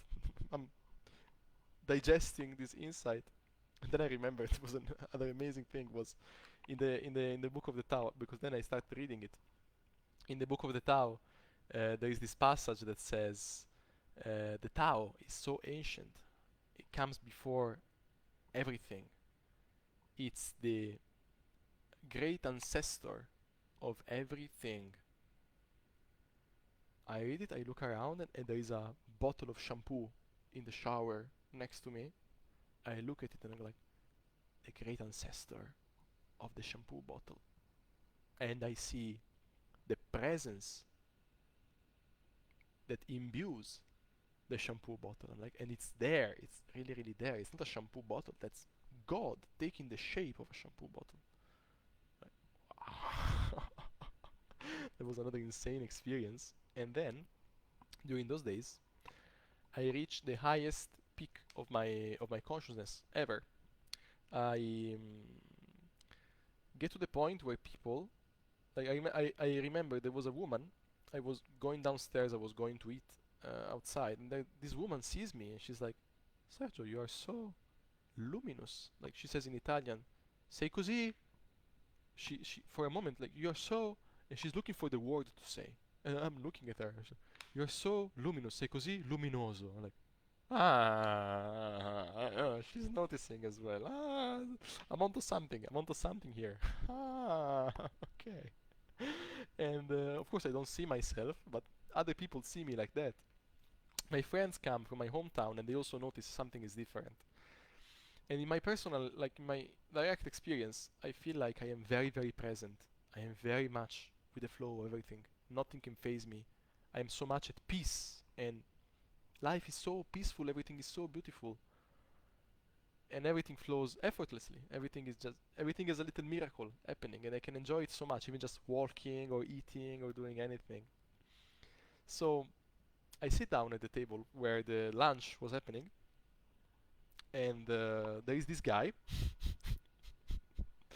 There is this, like a man, 50 years old, and he's talking about the fact that he's saying this. Get ready. The Christian church should be trialed for genocide because the Bible is actually talking about aliens, the Elohim, who came on earth and committed genocide on humans. And the church has been covering them up for 4,000 years. So they should be tried for genocide or for complicity in genocide. And I was listening to this guy, and if I was identified in my mind, I would be like, "What the fuck are you even talking about? Are you what? No, what? No, no. Are you retarded? You know?" But it couldn't phase me. He was talking about this. I was like, okay. And I was eating my pasta with pesto. And he's like, yeah, what the fuck, right? So like the church should be trialed for genocide, right? And I'm so calm in it, and I say, yes, but that's what is. There's nothing we can do about it. And he's like, wow, very wise answer. And I'm like, hmm. And I go back eating my pasta with pesto. And my job was done, and the guy chills. You know, it's like I could share my peace everywhere I go, everywhere I would go, and it felt so good. Um, and I had many other experiences like this. Like nothing could phase me. Then, a couple days after, I start feeling very weak in the body. It feels like the body is doing some sort of update. Ah, yeah, some sort of update. Like I'm super tired. I'm super tired. And the only thing I can do is to stay in bed. I'm feeling these strong vibrations going up and down in my body, and I don't even have the strength to go down and eat. I'm so tired all the time because so much happened in that retreat. And then during the last night, the facilitator from Barcelona is about to go away. He was about to go to Como to check the city out, and then he would go away. So I say goodbye to him. It was the last time I saw him, and he has a T-shirt with with the Buddha, and the Buddha has the halo of light behind his head. And like, that's what I want to be, Oscar. You know, it's like ah. And by the way, this thing about light, I shared it with my friends when they arrived on the third day of retreat, and then on the fourth day, the facilitator, the very same facilitator with it, who put the T-shirt the day after, the same night, he said that when somebody reaches a very high level of development of consciousness, it's like his skin becomes brighter. It's like as if he was emitting light from the skin. And my friend goes like, did you know that, Sergio? Because that's exactly the thing I told him before. I told him that the saints are not the guy who goes around. The saints are actually the halo of lights right above them. And that's what I was realizing I was. And then the facilitator says that thing, essentially. And so everything is very synchronous. It's like life is speaking to me very vividly, very bluntly, even. And that was insane. And then I never been there anymore. It never happened to me to be there anymore. In fact, I fell back, in normal life, if you will, in my normal experience. I never forgot, and all my work actually is all about removing the things that prevent me from being back in that space of presence where I was. And it's fucking work, guys. It takes a fucking lot of work to get there. So, what else can I share with you guys? I've been talking for a very long time, huh? When you say lots of, what do you mean? I tend to. Okay, so Dave is asking in the chat, when you say lots of journaling meditation, how much do you mean? Well, I do at least a minimum of 1 hour of meditation a day. Sometimes I get to 5 hours even, depending on what I need. Because I just notice what I'm feeling and I stay with the feeling as long as necessary for the feeling to release, for the relief to come in place, for me to get back to relaxation and peace. So it takes the time it takes, essentially. Journaling, there are days in which I just write down one line, and there are days in which I feel pages after pages. So that really depends. But don't judge yourself by the amount of that you do. You want to do as much as it feels right for you. You can tell when you're sabotaging, as you say, and when you're actually doing it right. It's a thing you have with yourself. If you notice the benefit that meditation has on you, it's like when you eat healthy, you feel good. You want to eat healthy again. When you eat junk food, you don't feel as good. So you realize the damage it does to you to not eat the healthiest thing. And you will naturally go in the direction of doing what is good for you. This is how you want to do meditation. You want to do it very small in the beginning. That's how I taught you, by the way. Small enough that you start seeing some benefits. Then don't be concerned about doing it hours per day like I do, because I also started with 5 minutes a day. Over time, your mind will just be like, there is so much benefit in doing this. I gotta do more of it. I don't mind. I just want to do more of this. And that's how it is for me. I am at the point where I built my life around my practice and my meditation and my everything else. And that's my main activity during the day. That's the main thing I want to do every day. Then everything else, all the calls with the clients, and then all the work and working out and everything else, comes after. Why? Because the benefit is so much that it doesn't make sense for me to do anything else. That's how you want to approach it. But you don't want to force yourself because Sergio says you should. Do as little as necessary for you to see some benefit. Just some. Eventually, you will do more and more and more and more. Hope I answered you well. So, there are some other questions I want to ask. Yes, so the biggest realization is the one I told you about awakening and I am and the reality being a matrix made of thoughts, essentially my own thoughts, and it's a fractal of me repeating itself over and over and over in everything. Now, talking about awakening is a state of realization. It's not a sudden, but it's a like waking up from a dream. That's exactly what it feels like. It's called awakening because that's what it feels like. In spirituality, there is this idea, like in spiritual communities, there is this idea that awakening and enlightenment and whatever else, whatever other higher state of realization, are these unachievable states that who knows what the guy means when he says enlightenment. Who knows what Buddha means when he says enlightenment. Well, can be anything to anyone. I don't know what means what. No, these states are called the way they are called because that's what they feel like. That's the most natural name you can give to them. Like, why would you call a certain state enlightenment? Well, because you realize you are light. That's how easy it gets. I am light, you know. Or in a more metaphorical sense, you can say, now I realize how reality actually is, what I actually am. It's like I light up a light and I see clearly. I see clearly. Enlightenment is a very well fitting name. Awakening is like I wake up because before I wasn't aware. It felt like I was sleeping before, and now I actually see things. Now I'm actually here. Before I wasn't actually here. There is a big difference between before and now. And that's what it feels like. It's not that, I don't know, some teachers gathered together and they were like, okay, so how are we gonna call this new state of consciousness? Are we gonna call it banana split, wet dog, armchair, or enlightenment? And one guy's like, banana split is nice because it could be a good name. And the other guy's like, but even wet dog, that could be a good name for this state of realization. And like, how about enlightenment? Because that's what it feels like. That's there is no discussion about how to call it. Try it for yourself, and you will see that's what you will want to call it. You know, much like the word God. People are like, oh, but God means something to the Christians and something to the Muslims and something to the Hindus, and who knows if God exists? God doesn't exist until I see it. Who knows?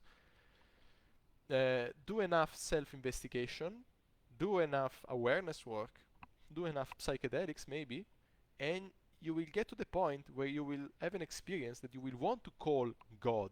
That's what it feels like. That's the only name that fits well on it. There is no other way to call it.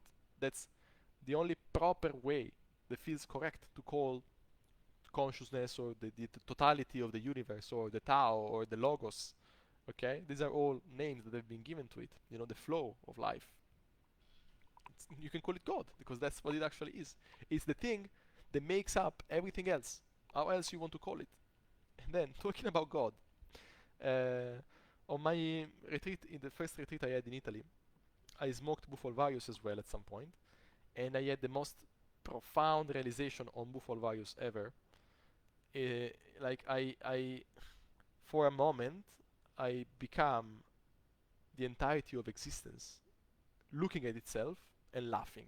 Like I become aware that existence is this clusterfuck of things going on that knows it is a clusterfuck, and it's laughing at how much of a clusterfuck it is, and it's just enjoying itself because yes, that's what existence is. That's what God is. It's a crazy guy who is making up all that is, just because, and he's laughing. He's enjoying himself all the time. He's not sad. Because listen, if you were God, what would you do? Would you create a reality for yourself where you're sad?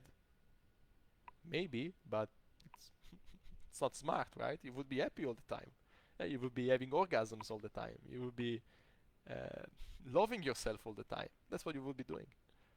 That's what God is actually doing. And everything different than that is an illusion. Suffering is an illusion in the sense that if you plow through it, you cut it away, you work through it, you will find out those were beliefs held in the mind or on consciousness, if you will, that once released reveal what actually is, which is consciousness and love and light. That's that's what reality is all about in the end. Now, but yet the word awakening can mean and can refer to many things. You can awaken to different aspects of reality, because reality is infinite and it has infinite depth. It has also infinite width. It's like there are many aspects of it, and each of them is infinitely deep. So for example, you can have understanding and insights about how thoughts create reality, or what reality actually is. And then you can have you can awaken to that. You can awaken to the fact that you are light, like it happened to me. You can awake from your human and realize, oh shit, I'm not this Sergio guy. That's what's called like the awakening, because it feels like you're waking up from a dream. That's what it feels like. When you were dreaming, you were this guy, but actually now you're awake and you know you're dreaming. Okay? Then you can awake to unconditional love. You can awake to I am, a strong sense of I amness. That's a thing of its own. I am. There is a deep fear somehow in the ego that I am not, that I am fake, because the ego knows deep inside it is fake. The self, the real self, is true. And when you realize what the self is, you realize that you are, and what it means to be, that you cannot disappear because you are. If you are, you cannot not be. That's an awakening of its own. That's another aspect of reality. There was this Greek philosopher, Parmenides, I think he was called, who said, "What is and cannot not be. What is not and cannot be." When you realize that you are, you become sure that you cannot not be. And so there is an entire amount of subconscious worries inside your psyche about not being real. So you can wake up to the fact that you are. And you can wake up to the fact that you are, but not to unconditional love, or not to the light, or not to, I don't know what the fuck, what is there else. There are so many others. I had so many I forgot myself what awakenings I had. And and so that's also why in different spiritual doctrines you have the Buddhists describing things in a certain way, and then you have the Christians talking about other things, and it seems like they are contradicting each other. No, they're not. It's just that the teachers awakened into different things, and they described different things, and then the people who came after them interpreted them in a different way, and then of course there is corruption in religion. This is a topic for another day. So that's awakening. Enlightenment itself, like the kind of enlightenment that you think about when you think of Buddha, I like to define it as that's a definition actually. A friend told me it's written in the Vedas. It's like a permanent state of realization. It's like a permanent state of knowing clearly, because you are, of beingness, of the presence that reality actually is. When that realization is unfazed. So I had something similar, but it lasted like a couple days. Then I went back in in a kind of normal state of consciousness. When that thing is permanent, I would say somebody can call himself enlightened. You can have many awakenings that lead to that, but then it's also about you having the ability to have them stick, doing the work to have them stick. Then, there was an awakening at some point to the glory of God. What I felt like calling the glory of God, which is this massive engine of creation that is outputting, creating stuff all the time at infinite scale everywhere, and it's just glorious. That's the way I felt like calling it when I saw it. And then I met another guy in a completely different context, in another city, in a different thing. We were on a bus, and he said, "Oh yeah, so the other time I was taking LSD and I experienced glory." And I was like, "What? I know what you're talking about, because I think I called it the same way." Now, of course, there is no way for me to know if he called glory the same thing I call glory, but if we use the same name, we didn't know each other, we never talked before, and most likely he didn't mean glory in the Christian term because he also had a direct experience, then it's likely that that is an aspect of reality that I awakened to, that is a legit facet of reality. There was also confirmation for me. That's another thing. It's important to cultivate some healthy doubt about your experience, because it can be easy to believe that you know everything, while actually there is infinite stuff to become aware of. And it's easy to believe that you are arrived when actually you aren't. That's called spiritual bypass. It's when you believe you are already above here, but your human is down here. It's about integrating the two, once again. So what else?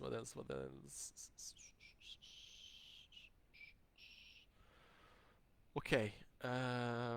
Now, has there been a noticeable shift in your sober moment-to-moment experience of reality? In relation to meditation, the guy says, no, that's a note for myself. Noticeable shift in your sober moment-to-moment reality. And then he says, some people in the Vipassana Theravada circles claim that psychedelics can only give you glimpses, but they can't create lasting shifts in your consciousness or produce enlightenment, and that you need insight, cessation to access those, which only come as a result of a serious meditation practice. What's your take on that? That's what I've been talking so far, and let's say a couple more things about this. Essentially, yes, I agree with the Vipassana people. They definitely have a point here. Psychedelics can lead you to have certain peaks where I would say it's almost impossible to get only with meditation. It's very, very, very, very, very difficult. Very, very, very, very difficult. And so if you believe you can get to the realizations I'm talking about only with meditation, it's very, very unlikely you can do that. Like, be humble about it. Um, Unless you're a sadhu living in the forest in India, you're meditating 10 hours a day, you're a monk, you really do this professionally, and even there it's difficult. It's unlike that you will experience this sort of mystical experiences in your life. It could be. I don't exclude anything, but it's very, very tough. It's very, very difficult. Yet at the same time, psychedelics by themselves cannot really lead you to the proper realization. As I said, you want to have a constant practice, constant. That's what I do. I do meditation many, many hours a day. I practice Tantra, which is also going to be useful for the next questions about the body. I use my body as a meter for how well integrated I am. Like, how well am I feeling in the body? How well does my breath flow? Am I feeling contracted somewhere? Then there is something I am attached to. It's something I gotta release. Does my body feel good? Feel open? Then, most likely, I'm flowing decently. Yeah? With my nose. Well, I'm gonna say this later though. So, yes, a check I do to know to what extent, to what state of consciousness I am, is just looking at things and notice how much presence, how much depth of being there is to them. So once again, if I look at this bottle and I look at it, it's brilliant. There is a taste to it. I don't see it as amazing and beautiful and miraculous as I could have seen it 3 years ago, but I can tell, I can see it better than 1 year ago, you know, as I did more releases and I did more practice. That's like, let's say it improves by 0.1%. My vision, my clarity on reality improves by 0.01% every day. When it goes very well, it improves by 0.05, okay, 0.01 when it goes well.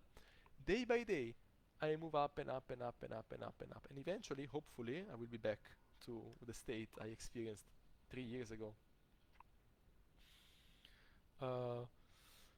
One of the main things that changed is the thing with the video game I said before. You know, it's like, now that I know that that Sergio is not real, I don't take my life as seriously. That didn't change. Even though it's like this: if you're playing a video game and you believe you are the character, then anything that happens to you, like let's say you're playing GTA, you get run over by a car, and you believe you are the guy who's getting run over, how do you react? You get very angry, you kill the guy with the car, you run over him again and again and again, and you take it very personally, you know? If you are the player playing the video game, you can decide. You cannot give a shit because in the end it's a game. Or you can decide, okay, now I'm gonna kill him anyway. I'm gonna chop him with a chainsaw, you know. But I decide to do it because I'm playing, not because I believe I am the game. And with awakening, the realization is like, I am, in a sense, I am the player, the character, and the game itself. There is no separation between the three. Actually, it's like the Holy Trinity, right? You have Father, Son, and Holy Spirit. Like the Father is the player. The Son is the character in the game, and the Holy Spirit is the game that keeps us united. You know, it's like the glue that gets us together. You know, to the point where the player is concerned about the character, like deeply cares for it because it's not separated. And this is what the spiritual work is all about. It's about erasing that separation and realizing you're one. But once you're there, you really have a choice. That's the thing. So when life gives me shit, I I am quite cool with it. I'm cool with it because I know it's a game. You know, I can get afraid and you know, bothered and whatever human reaction there can be to anything. I have it often.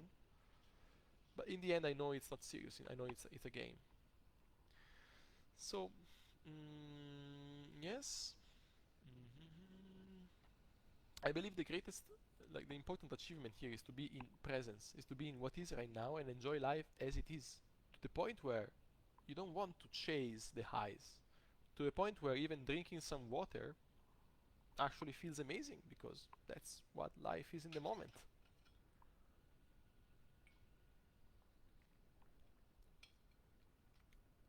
and it's as if all my senses became sharper. And so there is much profundity to doing everything I do. When I do my yoga, I feel more of the muscles in my body moving. When I have sex, I feel more of the pleasure in my body. When I wash the dishes, I feel the dish and the water on the dish, and doing it has an intrinsic pleasure to it. So that's what my experience is like right now, and it's getting more and like sharper and sharper as I practice.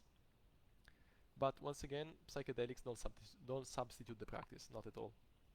You want to combine them. That's also what I do. Like when I take LSD or mushrooms at times, or even ayahuasca recently, what I do is that I meditate. I stay with the body and I feel what I gotta feel.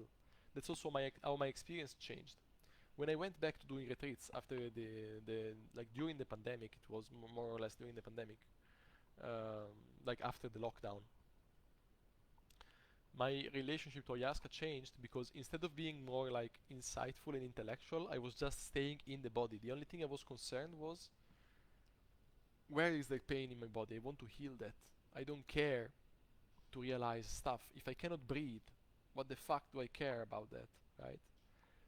And so it took me a couple years to heal my nose, and now I can breathe finally. So good.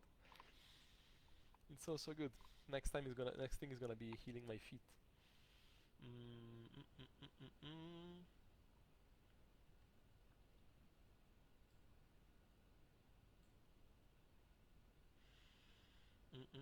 Also, it can be though. At the same time, I don't want to exclude the fact that psychedelics cannot create a lasting shift in consciousness. Because, as I said before, let's say this is the direction of your life. This is your normal state of consciousness. You do, you smoke bufo alvarius once, and that crashes completely your structure. It can be that now you go this way, and so maybe going this way will lead you to do more practice, and will lead you to increase your level of consciousness, anyways. So depends. But yes, in a sense, you're not done with just taking psychedelic once, or you're not done if you don't do the practice. Indeed. Um, yes, and also how my experience changed is that mm, when I do psychedelics on my own, I don't put music anymore. I have a beautiful playlist with amazing songs. I may even share it in the comments down here. But I don't use music anymore. I stay silent. I put my eye mask on and I stay with what is inside of me, in my body especially, because that's what I can really grasp. That's the body doesn't lie. Okay? This goes hand in hand with the next question. What is your discovery about the body? I see many yogis or shamans relating to body as a distraction, neglecting the animalistic part of the human and playing to transcend into godness.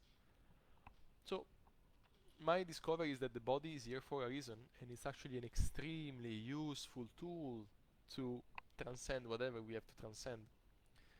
Osho said, you cannot transcend anything you haven't seen, you haven't experienced, we can say. So you cannot really you cannot really transcend the body if you don't live it fully. Sure, in many traditions, the body has been neglected in a sense like, okay, you should forget about your sexuality, you should forget about anything material, you should only focus on realizing God. That doesn't happen only in Christianity. In Buddhism, there are also currents that go in this direction, and in Hinduism as well, and in yoga, of course. So, where yogis only focus on doing their meditation and doing very hard physical work, but not to get physical pleasure out of it, only to transcend themselves. Now, I believe there are good reasons why they do that, but yet that's not feasible for us Westerners. It's not feasible for a normal person. Like if you live in a forest in India, you have devoted yourself to yoga, then maybe you can start forgetting about sex. Yes, like go do infinite amount of semen retention, never masturbate in your life, and meditate a lot and use that sexual energy to activate Kundalini. Okay, good for you if you can do that. I cannot. I'm not able to. I don't have that level of dedication, and I'm not even designed to do that. Each of us has his own path, has his own way to go through life and to go through his own spiritual journey. Some of us may need and may want to go through to the truth as straight and fast as possible. There are cases like this. For example, Ramana Maharshi was this Indian holy man, this Indian saint, very enlightened being, who lived in the 80s in India, I believe 1780s. He died, um, I don't remember when, but recently, like relatively recently. And this guy, he spent most of his time cross-legged, essentially naked, only with a pair of, only with a perizoma, still, and doing nothing. And people would gather around him and would worship him and devote to him and get miracles just from his presence. So this guy got to the one of the highest levels you can get to as a human being. But he started awakening when he was like 17. He had his first ego death when he was 17, and I believe he never cared about sex, and he never cared about material success, and he never cared like about money and prestige and success and all the things we care about in the West. He never bothered with those. He just went straight for ultimate reality, ultimate enlightenment, and he got it, and he did it brilliantly. There is no denial about that. So, in a sense, it's true that the body and the ambitions of the mind can distract you. So these yogis that you mentioned, they have good reasons to be like, no, no, no, I'm not gonna give a fuck about achieving stuff in my life and my physical appearance and anything else. I'm gonna care about what truly matters, which is the ultimate truth of reality, nothing else. At the same time, that body is a part of the ultimate truth, is a part of the everything. The sexual urges are not separated from God. Sexuality is as sacred as activating the third eye is. You know, the first chakra and the second chakra are not lesser than the sixth one. In fact, there are disciplines, there are, how do you call them? Not disciplines, but traditions, we can say, of Tantra that are all about utilizing the lower energies and the lower instincts, alchemize them into higher energies so that the, the energy from the lower chakras can feed the higher one and can help you transcend your animalistic side and your human side and go to the divine. But you work from the root to the top. You don't ignore your sexual instincts. Also because if you ignore them, your mind will somehow still be attached to them. All those things want to be seen. They want to be experienced. Otherwise, you wouldn't have a human body. You are here to have a human experience, you know? So, unless you are Ramana Maharshi or somebody similar to him, in that case, go your own way. I'm no one to tell you what to do. Huh? You know much better than me. But if you are a normal person, the smartest way, or well, that's the way I chose because I'm kind of lazy and I look for the most efficient way of doing things, the easiest way to do things. Use what you have. What is it that you have? Do you have a body with sexual urges and needs, or do you have a body with illnesses like I do? Then that's gonna be your door through realization. You can use that in your favor instead of ignoring it, because actually that's what it is designed to do. Pain and illness, for example, I learned so much from healing my nose and opening it, you know, through my awareness and through my releasing. So many lessons and so many insights I got from it that it was just the best way for me to do it. You know, the smartest way. Like, what is the most pressing urge for me right now? Breathing. Fuck, then I gotta do everything in my power to breathe again. That's what I care about. That's what I did. And it worked. And as I breathe more, I can also meditate better and I can do other practices better. You know, and more energy flows freely in my body, and so on and so forth. There's so many benefits. So, same with sex. I've been practicing Tantra and some Taoist techniques for the last year, and so much with my relationship with sexuality changed to the point where I don't see even sex in the same way as I used to see it before. It's not like the mechanical urge from my body. No, for me it's now normal to retain the semen and have it circulate, have it, the energy of it circulate in my body and activate my head and my heart, which in turn helps me get in higher states of consciousness and get more productive and stronger, so I can practice more and so on and so forth. So everything can be used to your favor. And what do you want to do? Well, at least what I do is I ask myself, what is right now? Is my bodily urge? Is this? Is my urge to distract myself? Is my urge to eat? That's the door to realization. At the same time, you want to train your awareness to distinguish when something is a distraction from your mind, you want, like, your mind wants to run away and go have some sex around because you don't want to face your loneliness, for example. Or you want to go earn some money because you want to face the fact that you believe you are somehow unworthy of love. And so you have to prove that you deserve love by earning money. Then, there you want to be very, very careful. That's where the wisdom of the yogis and the shamans you mentioned comes forth, and they go like, focus on what actually matters, because nothing external will give you the freedom, the satisfaction, the love you actually look for. Everything is inside, essentially. As long as you use what comes from outside to look inside, in my opinion, you're good. That's your way to go.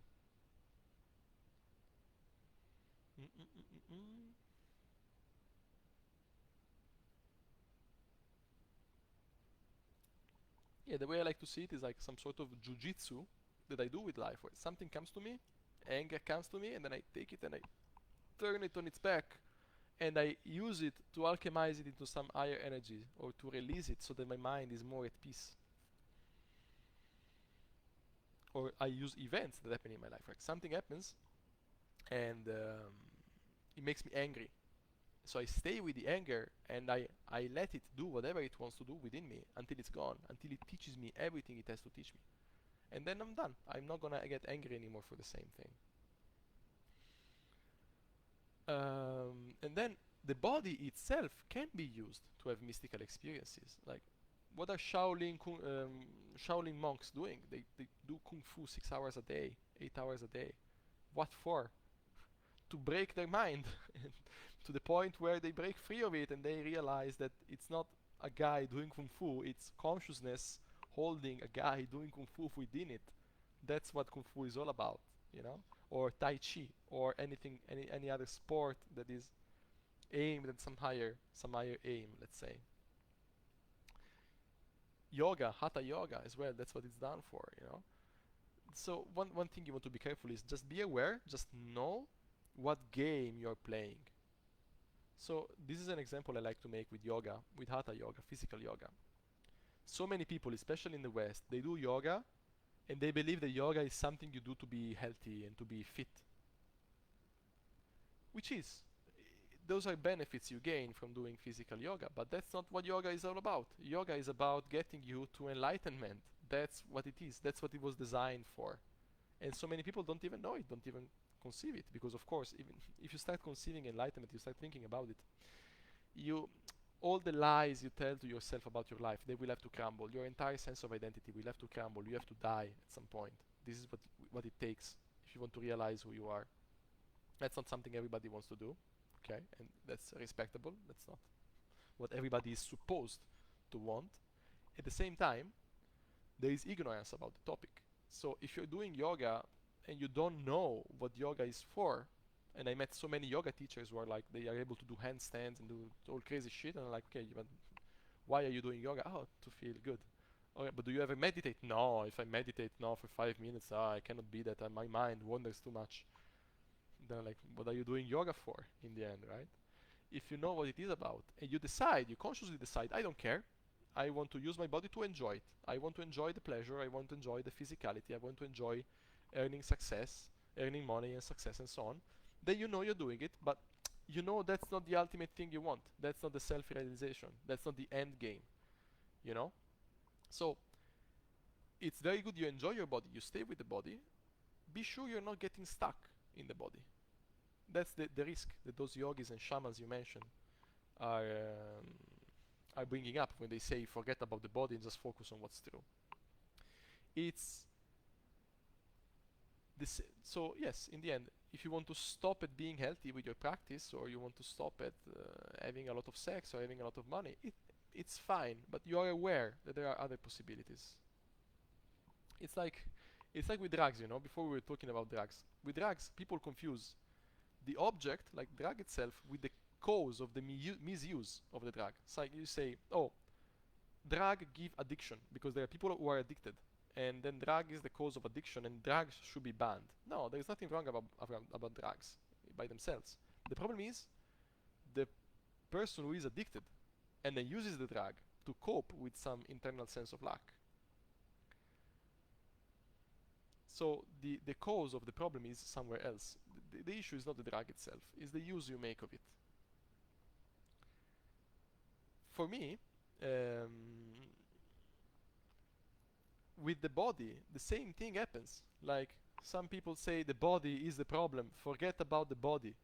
No, ignorance is the problem. Ignorance that the life doesn't end at the body is the problem. Then once you know you're using the body consciously, it's fine.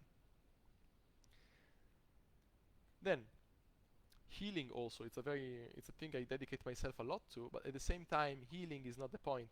The self is beyond healing. The self doesn't need healing because it already is everything it's supposed to be and it needs to be. At the same time, there are preferences in my life. I prefer to have my nose working instead of suffocating every night when I go to sleep. So I let these preferences guide me and go through all the experiences I have to go through, knowing that it's fine if I don't heal myself. I'm not broken, yet it's preferable, and that makes it much more enjoyable. So in a sense we can say our unconscious is a collection of thoughts inside, a collection of beliefs, a collection of programs that keep repeating themselves. We can call them karma. It's this wheel that keeps repeating itself, and you can see patterns in your life, in your relationship, that keep repeating themselves. Your self, the real self, is out of the karma. It doesn't really mind, it's not so concerned. It can get identified inside of it. This is what happens, right? We are asleep in the dream, in the karma. The first step is to get out. Like, you awake, you go like, no, I'm not the karma. Okay. Now that you know you're not the karma, you can work it out, and you can create the life you really want to live, with all the love and abundance and prosperity you want. And that's what I'm all about. The way I do it is through relationships, because once again, relationships reflect your karma, reflect your bullshit very clearly and easily to you. So it's easy for you to see the bullshit you have inside by looking at the other person in front of you. And one more thing is, with the guys who say forget about the body and forget about earthly matters, there is wisdom, but there is also a risk in it, that you lose sight of the lessons that are there for you to learn from an earthly life. So you can be all transcended and whatever, yogi in the forest, and be super enlightened, but then your mom calls you and scolds you because you didn't call her in a very long time, and you get upset at it, you get afraid of it, you get bothered by your mom. That can be. Why? Because you went in the forest and meditated, but you never faced your mother. That's still, there are still lessons for you to learn over there. You haven't done the full work. you know so one more question, and then I'm done after only 3 hours 50 of live. Is the work done, or it never ends? How many more times you have to take it? Why do you keep doing it? And why have I taken it so many times? I'll start from the end. I took it so many times because it felt right. It was the right thing for me to do. I didn't do it because, I want to achieve a certain thing, and it will take me to drink ayahuasca X amount of times, and therefore that's what I'm gonna do. No.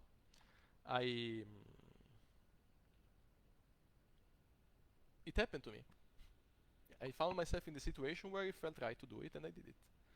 And why do I keep doing it? Taking ayahuasca, the guy means, because it helps, but also it entertains me. I like doing it. It's a pleasant thing to do. I don't need to do it.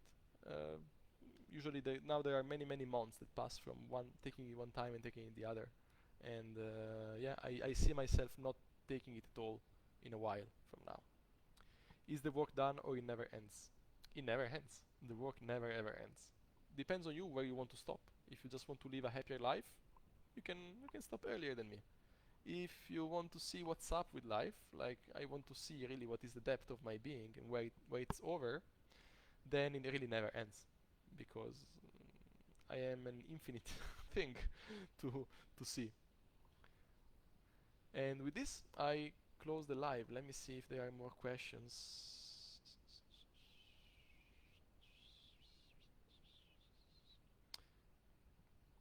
Yes, I'm done. I'm really done for today. thank you very much for watching this video, if you're watching the recording.